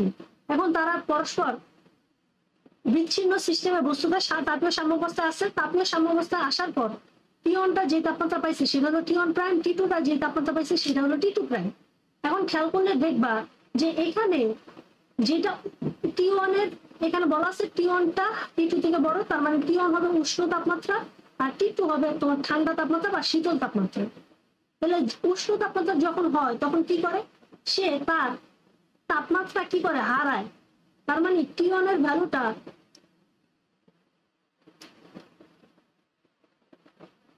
T1 প্রাইম থেকে কি হবে, বড় হবে। তার মানে এখানে কি হয়েছে, এখানে তাপমাত্রা হ্রাস হয়েছে। তাহলে T1 এ দেখা যাইতেছে তাপমাত্রা হ্রাস, T1 এ দেখা যাইতেছে কি হ্রাস, তাপমাত্রা হ্রাস। তাপমাত্রা যেহেতু হ্রাস পাইছে তাহলে অভ্যন্তরীণ শক্তি মানে U1টাও কি পাবে, হ্রাস পাবে। কি তারপরটা দেখা যাইতেছে শীতল বস্তু তোমার T2 থেকে হয়ে গেছে তার তাপমাত্রা T2 প্রাইম, দেখা যাবে T2 থেকে T2 প্রাইমের তাপমাত্রা বেশি। তার মানে এখানে কি হয়েছে, T2 এর ক্ষেত্রে তাপমাত্রা বৃদ্ধি পাইছে। তাপমাত্রা বৃদ্ধি পাইলে U1টা মানে U2টা তোমার অভ্যন্তরীণ শক্তিটাও কি পাবে, বৃদ্ধি পাবে। তার মানে কি হবে, U1টা হ্রাস পাবে, U2টা বৃদ্ধি পাবে। তাপগতিবিদ্যার প্রথম সূত্র সম্পর্কে স্থাপন করে প্রথম সূত্র সম্পর্ক কি স্থাপন করে, তাপ ও কাজের মধ্যে সম্পর্ক স্থাপন করে। কারণ প্রথম সূত্র ছিল DQ = DU প্লাস DW, যে কাজ ও তাপ এদের মধ্যে সম্পর্ক। তাহলে খেয়াল করি এখানে কি বলতেছে, ধীরে ধীরে চাপ বৃদ্ধি করায় কোন সিস্টেমের চাপ 2 প্যাসকেল থেকে 4 প্যাসকেল হইলো, ভালো কথা। আগে ছিল মানে P1 ছিল 2 প্যাসকেল, P2 হয়ে গেল 4 প্যাসকেল। সম আয়তন প্রক্রিয়া মানে ভিটা কনস্ট্যান্ট, ভি যদি কনস্ট্যান্ট হয় তাহলে DW কত হবে, 0 জুল হবে। অভ্যন্তরীণ শক্তি 200 জুল বৃদ্ধি পাইলো, তাহলে অভ্যন্তরীণ শক্তি মানে DU হইলো তোমার কত, 200 জুল। অভ্যন্তরীণ শক্তি মানে ডিউটা বাড়ছে, ডিউ বাড়লে অবশ্যই তোমার তাপমাত্রাটা কি হবে, বাড়বে। কারণ অভ্যন্তরীণ শক্তি ডিউ = NCV DT, আর অভ্যন্তরীণ শক্তি মানে ইন্টারনাল এনার্জি বা অভ্যন্তরীণ শক্তি সেটা হলো টেম্পারেচারের উপর নির্ভরশীল। তার মানে অভ্যন্তরীণ শক্তি যদি বাড়ে টেম্পারেচারও কি বাড়বে।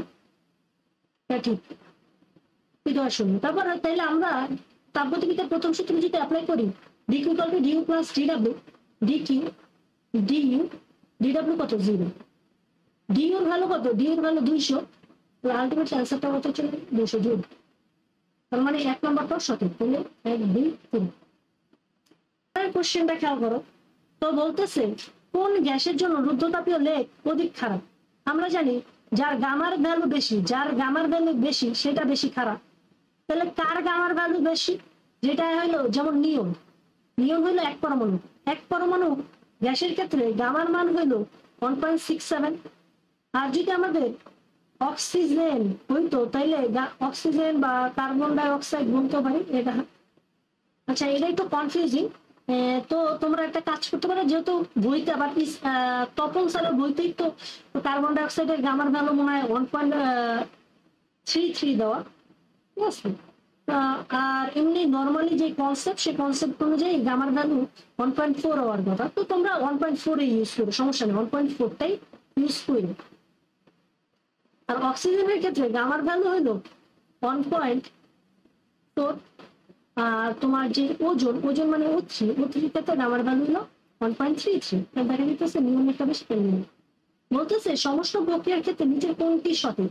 সমস্ত প্রক্রিয়া কি কনস্ট্যান্ট থেকে পিভি কত কে কনস্ট্যান্ট থাকে। আর এখানে আমরা যদি কাজ করি তাহলে এখানে V equal to K 1/p, but 1/p কে রাখতে হয়েছে ওয়াই অক্ষে, তাহলে আমরা ওই কনস্ট্যান্টটাকে এই পাশে পাঠিয়ে দিতে। তাহলে এখানে খেয়াল করো 1/p এটা আছে ওয়াই অক্ষে, আর ভি এটা হলো এক্স অক্ষে, তাহলে এটা তোমার কি হয়ে যাবে, এম হয়ে যাবে। তাহলে অতএব ওয়াই ইকুয়াল টু কি mx, তার মানে দ্বিগুণ কোষে। আর এখানে পিভি ইকুয়াল টু কে, আর পি কে যদি বসাই ওয়াই অক্ষে, এক্স কে যদি বসাই, তাহলে এখানে তো পিভি ইকুয়াল টু পি বনাম ভি, এই গ্রাফটা পি বনাম ভি, এই গ্রাফটার যে গ্রাফটা হবে সেটা হবে আয়তাকার অধিবৃত্ত। পি যদি এই পাশে 1 নম্বরটা কি, তারপর 3 নম্বরটা কি বলতেছে, PV equal to K, PV কে রাখছো কোন অক্ষে, ওয়াই অক্ষে, তার মানে ওয়াইটা কি আসতে হবে, ধ্রুবক। আমরা কি জানি এক্স অক্ষের সমান্তরাল রেখায় ওয়াইটা ধ্রুবক হয়, তাহলে পিভি বনাম ভি গ্রাফটা হবে কি এক্স অক্ষের সমান্তরাল। তাহলে কত কত সঠিক, 2 3।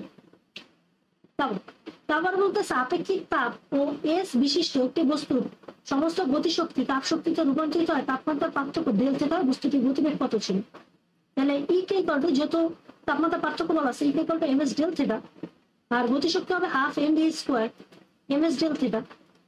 তাহলে হবে V equal to M M কাটা 2s ডেল থিটা। তারপর তাপগতিবিদ্যার প্রথম সূত্রে জুলের বিবৃতি কোন তাপগতীয় প্রক্রিয়ার একটি বিশেষ রূপ। আচ্ছা জুলের বিবৃতি কি বলছে, তাপ শক্তিটা W equal two J H, মানে এই তাপ শক্তিটা তোমার সম্পূর্ণ কৃতকাজে কনভার্ট হয়, আর কৃতকাজটা সম্পূর্ণ তোমার তাপ শক্তিতে কনভার্ট হয়। তাহলে এইটা কখন সম্ভব, এটা হলো তোমার সমস্ত প্রক্রিয়ার ক্ষেত্রে সম্ভব, কারণ সমস্ত প্রক্রিয়ার ক্ষেত্রে ডি ভ্যালু থাকে 0, তাহলে ডি কিউ, এই যে তাপ শক্তিটা তোমার কৃতকাজে কনভার্ট হইতেছে, আর কৃতকাজটা তোমার তাপ শক্তিতে কনভার্ট হইতেছে, এটাই ছিল জুলের বিবৃতি। তাহলে কোন প্রক্রিয়া, সমস্ত প্রক্রিয়া। কার্নো চক্রের চতুর্থ ধাপে সিস্টেমের এনট্রপি কি থাকে। কার্নো চক্রের চতুর্থ ধাপ মানে কি, রুদ্ধতাপীয় প্রক্রিয়া। রুদ্ধতাপীয় প্রক্রিয়ায় তোমার এনট্রপি থাকে 0, তার মানে চতুর্থ ধাপে তোমার এনট্রপিটা কি থাকে, 0 হয়। আচ্ছা এখানে একটা জিনিস, একটা মিস ইনফরমেশন আমরা বলে ফেলছি, বলছে এখানে কিন্তু এনট্রপি বলছে, এনট্রপির পরিবর্তন বলে না, চতুর্থ ধাপে এনট্রপির পরিবর্তন বলে না। যদি কোশ্চেনে বলতো চতুর্থ ধাপে, দেখো কোশ্চেনটা একটু আমরা ভুল বলে ফেলছি, এটা মনে হয় আগে একবার মনে হয় আসছিল এমসিকিউতে, এটা মনে হয় ভুল বললাম নাকি, জানি। চতুর্থ ধাপে এনট্রপির পরিবর্তন এইটা হবে 0, কিন্তু চতুর্থ ধাপে, আচ্ছা এরকম মনে হয় আমি আগে একটা এমসিকিউ করাইছি, ওটা মনে হয় ভুল লিখছি, অথবা কোশ্চেনটা আমি ঠিকভাবে করি নাই, তো ওইটা আমি ঠিক করে দিব। চতুর্থ ধাপে যদি বলে এনট্রপি, চতুর্থ ধাপে এনট্রপি কি থাকে, একই থাকে। চতুর্থ ধাপে এনট্রপি যদি একই থাকে তাহলে কি হবে, ডেলএস হবে কি এস মাইনাস S2, দুইটাই যেহেতু সেম, তাহলে S1 তাহলে কত হবে 0। চতুর্থ ধাপে এনট্রপি কিন্তু কি থাকে, অপরিবর্তিত থাকে, আর এনট্রপি পরিবর্তন হয় 0। এনট্রপির পরিবর্তন, এখানে কিন্তু শুধু এনট্রপি লিখছে। যদি বলতো চতুর্থ ধাপে এনট্রপির পরিবর্তন তাহলে হয়তো 0, আর যদি বলো চতুর্থ ধাপে এনট্রপি কি থাকে, একই থাকে বা অপরিবর্তিত থাকে। আবার বলছে ক্যালভিন স্কেলে বরফ বিন্দু কোনটি? ক্যালভিন স্কেলে বরফ বিন্দু কোনটা? সেলসিয়াস স্কেলে বরফ বিন্দু কত ডিগ্রি? 0 ডিগ্রি। তাহলে ক্যালভিন স্কেলে কি হবে? 200, 0 + 273, তাহলে 273 ক্যালভিন। আচ্ছা, মহাবিশ্বে এনট্রপির পরিবর্তন কি? মহাবিশ্বে এনট্রপির পরিমাণ কি হচ্ছে? দিন দিন বাড়তেছে।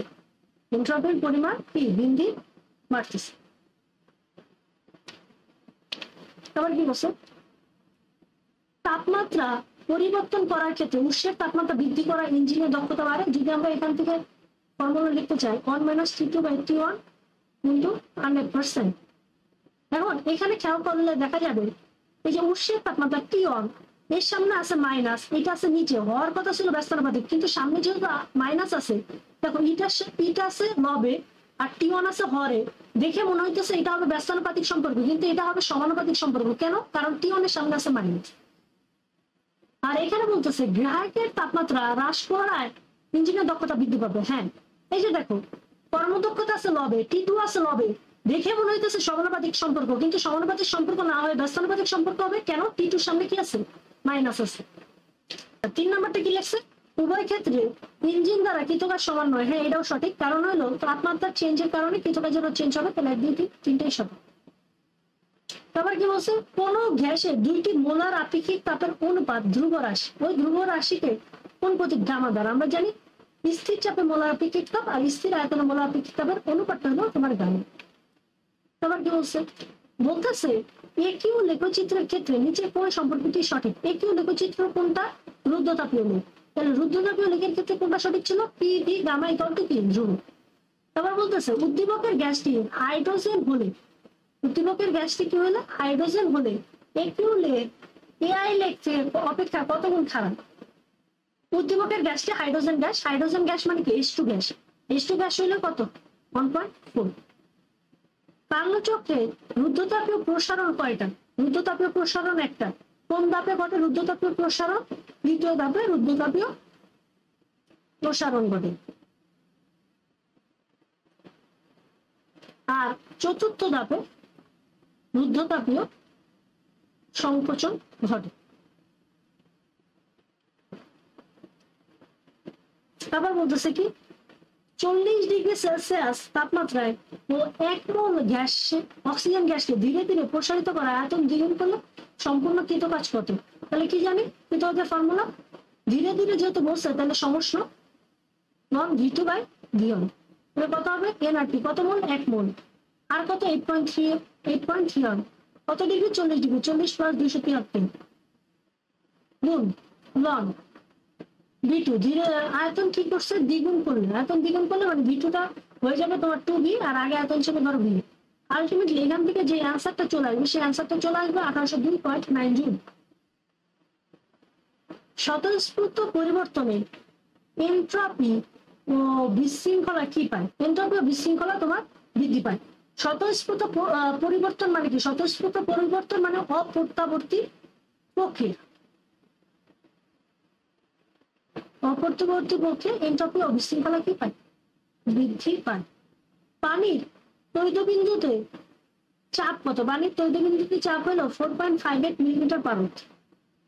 আচ্ছা, ফারেনহাইট স্কেলে পানির তৈলবিন্দুর তাপমাত্রা কত? ফারেনহাইট স্কেলে পানির তৈলবিন্দুর তাপমাত্রা হলো তোমার 32 ডিগ্রি ফারেনহাইট।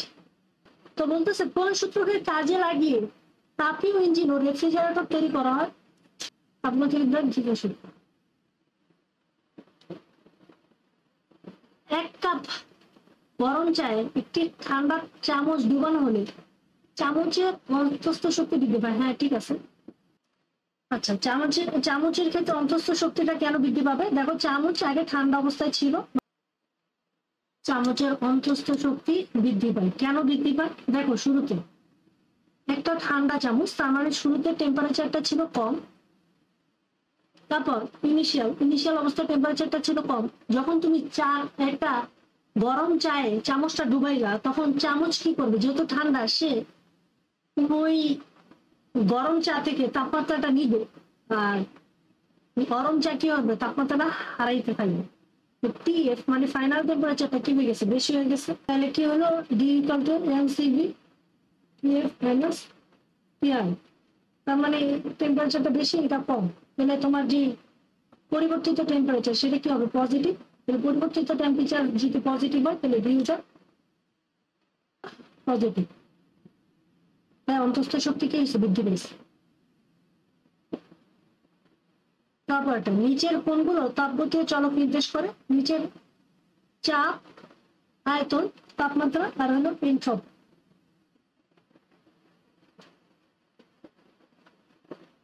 তারপর এক স্থির বিন্দু পদ্ধতিতে তাপমাত্রা পরিমাপের মূলনীতি ব্যবহৃত হয় নিম্নের কোন স্কেলে, কেলভিন স্কেল। এটা মনে রাখবেন।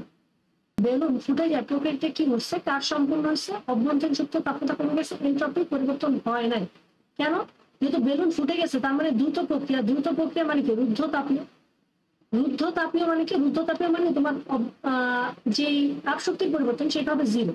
আর এখানে বলতেছে অভ্যন্তরীণ শক্তি কমে গেছে। কেন কমে গেছে, কারণ বেলুন কেন ফুটে গেছে, তার প্রেশার বেশি হয়ে গেছে তাই বেলুন ফুটে গেছে।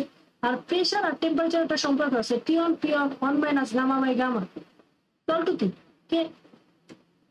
তাহলে আমরা যদি এখানে খেয়াল করি যে এখানে আমাদের কি হইতেছে, এখানে হইতেছে যে যে তোমার যে টেম্পারেচারটা আছে সেই টেম্পারেচারটা তোমার কি আসতেছে, টেম্পারেচার ইকুয়াল টু কি আসতেছে, টেম্পারেচার ইকুয়াল টু, খেয়াল করো টেম্পারেচারের সাথে প্রেশার সম্পর্ক কেমন সম্পর্ক, ব্যস্তানুপাতিক সম্পর্ক। তার মানে প্রেশারটা যদি বাড়ে টেম্পারেচারটা কমবে, প্রেশার বেড়ে গেছে দিয়ে বিধায় তো বেলুনটা ফেটে গেছে, তার মানে টেম্পারেচার কম। টেম্পারেচার যদি কম হয় তার মানে কি, অভ্যন্তরীণ শক্তিটাও তোমার কি হবে, কম। তাহলে অভ্যন্তরীণ শক্তি ও তাপমাত্রা তোমার কমে গেছে। আর এখানে দেখো তাপমাত্রার একটা পরিবর্তন হয়েছে, অবশ্যই তাহলে কি সম্পূর্ণ হবে, এটা কাজের সম্পূর্ণ হবে। কারণ কি, আমরা রুদ্ধতাপের প্রক্রিয়া কি সম্পূর্ণ হবে, কাজ একটা সম্পূর্ণ হবে। কারণ রুদ্ধতাপের প্রক্রিয়ার ফর্মুলা কি ছিল, এনআর 1 মাইনাস গামা টি2 মাইনাস টি1। তারপর একটা হলো, তারপরটা কি বলতেছে, বলতেছে ডিকিউ ইকুয়াল টু 5 জুল হলে ও বি তে অন্তস্থ শক্তির পরিবর্তন কত। এ ও বি, খেয়াল করো যদি 70 নম্বর কোশ্চেনটা করতে চাই, এ ও বি তে ডিডব্লিউ কত 2 জুল, আর অন্তস্থ শক্তি ডিকিউ কত, ডিকিউ দেওয়া আছে 5 জুল। অন্তস্থ শক্তির পরিবর্তন কত এ ও বি তে, তার মানে ডিউ চাইছে। তাহলে কি আমরা কি জানি, DQ equal to DU plus DW. এখন খেয়াল করো এখানে অন্তস্থ শক্তির পরিবর্তন চাইছে মানে ডিউ চাইছে ডিডব্লিউ। ডিকিউর ভ্যালু কত, ডিকিউর ভ্যালু হলো তোমার 5 জুল, আর ডিডব্লিউ ভ্যালু কত 2। তাহলে এখানে কত হলো, অন্তস্থ শক্তির পরিবর্তন 3 জুল। আচ্ছা এখানে বলতেছে সিস্টেম 3 অবস্থায় সিস্টেমটির অন্তস্থ শক্তি ইউবি ইউসি হয়, তবে কোনটা সঠিক। এখানে দেখা যাইতেছে যে টিবি আর টিসি সমান। টেম্পারেচার যেহেতু সমান হবে তাহলে অন্তস্থ শক্তি যেটা আছে সেটাও কি হবে, সমান হবে। আর এখানে দেখা যাইতেছে তোমার এইটার থেকে তোমার পি এর টেম্পারেচারটা কম, তাহলে ইউ এটা কি হবে, কম হবে। তাহলে কোনটা হবে, সমান হবে। যে টেম্পারেচার যেহেতু বি ও সি এর সমান, তাহলে বি ও সি এর তোমার অভ্যন্তরীণ শক্তিটা সমান হবে। আর যেহেতু এটা কম তাহলে হবে কি ইউ। এখন বলতেছে নিচের কোনটির ক্ষেত্রে ডাব্লিউ লেস দ্যান 0, মানে বলতেছে নেগেটিভ কৃতকাজ, কোথায় নেগেটিভ কৃতকাজ হবে। তো খেয়াল করো এখানে যদি আমরা এই গ্রাফটার কথা চিন্তা করি, এই গ্রাফটায় কি হয়, এটা কাজ সমান্তরাল, ওয়াই অক্ষের সমান্তরাল, ওয়াই অক্ষের সমান্তরাল, এক্স অক্ষে কি বসেছে, ভি বসেছে, তার মানে এখানে তোমার কৃতকাজটা কত হবে, 0। আর এখানে দেখো কম তাপমাত্রা থেকে, কম আয়তন থেকে বেশি আয়তনের দিকে গেছে, তার মানে এখানে ডাব্লিউটা পজিটিভ হবে। এখানে খেয়াল করো এখানে এক্স অক্ষের সমান্তরাল, তার মানে এখান থেকে এদিকে গেছে, মানে এই যে এইটা হলো কম আয়তন, এটা হলো বেশি আয়তন, এখানেও ডাব্লিউ ভ্যালু পজিটিভ। আর এটা যেহেতু ওয়াই অক্ষের সমান্তরাল তাহলে এখানে কৃতকাজের যে ভ্যালুটা হবে সেটা হবে 0। আর এখানে যদি আমরা খেয়াল করি, এখানে দেখো ইনিশিয়াল থেকে এখানে গেছে, আবার এখান থেকে এখানে গেছে, মানে পয়েন্ট সেম। পয়েন্ট যদি সেম হয় তাহলে আই পয়েন্ট থেকে এটাকে ধরো যে পয়েন্ট, আই পয়েন্ট থেকে যে পয়েন্টে যেতে যদি ডাব্লিউ এ পরিমাণ কাজ লাগে, যে পয়েন্ট থেকে আই পয়েন্টে যেতেও ডাব্লিউ এ পরিমাণ কাজ লাগবে, কিন্তু কৃতকাজটা কি হবে, নেগেটিভ হবে, তাহলে 0। আর এখানে খেয়াল করো এখানে কি হইতেছে, এখানে এখানে এটা হলো তোমার বেশি আয়তন, বেশি আয়তন থেকে সে কোথায় যেতেছে, কম আয়তনের দিকে যেতেছে, এখানে তোমার কৃতকাজটা কি হবে, নেগেটিভ হবে। যেহেতু এই যে সরি, এটা হলো এফ পয়েন্ট। যেহেতু এফ পয়েন্টে আয়তনটা বেশি ছিল আর আই পয়েন্টে তোমার আয়তনটা কম ছিল, এফ পয়েন্ট থেকে আই পয়েন্টে যাইতেছে, তাহলে কৃতিক রাশিটা কি হবে? নেগেটিভ হবে। এই ছিল আমাদের এমসিকিউ। তাহলে এই হলো তোমাদের 6 মার্ক, 6 মার্কের কোশ্চেন। আবার এই হলো আমাদের 6 মার্কের কোশ্চেন। তাহলে এই পর্যন্তই ছিল তোমাদের আজকের ক্লাসটা। তাহলে আজকে এই নিয়ে আমি টোটাল 5 বার রেকর্ড করলাম। আসলে বারবার কারেন্ট যাইতেছে তো সেই জন্য এই নিয়ে টোটাল 5 বার রেকর্ড করলাম। এখন এডিট করে তারপর তোমাদের রাতের মধ্যে আপলোড করে দিব। সবাই ভালো থাকো, সুস্থ থাকো। আমি চেষ্টা করবো এই সপ্তাহের মধ্যে রিসিভ করে দেওয়ার। আসলে আমার ভার্সিটিতে একটু প্রেশার চলতেছে তো সেই জন্য আর কি আপলোডও দিতে পারতেছি না, এই হলো ঝামেলা। তো সবাই সুস্থ থাকো, ভালো থাকো। নেক্সট ক্লাসে ইনশাল্লাহ দেখা হবে।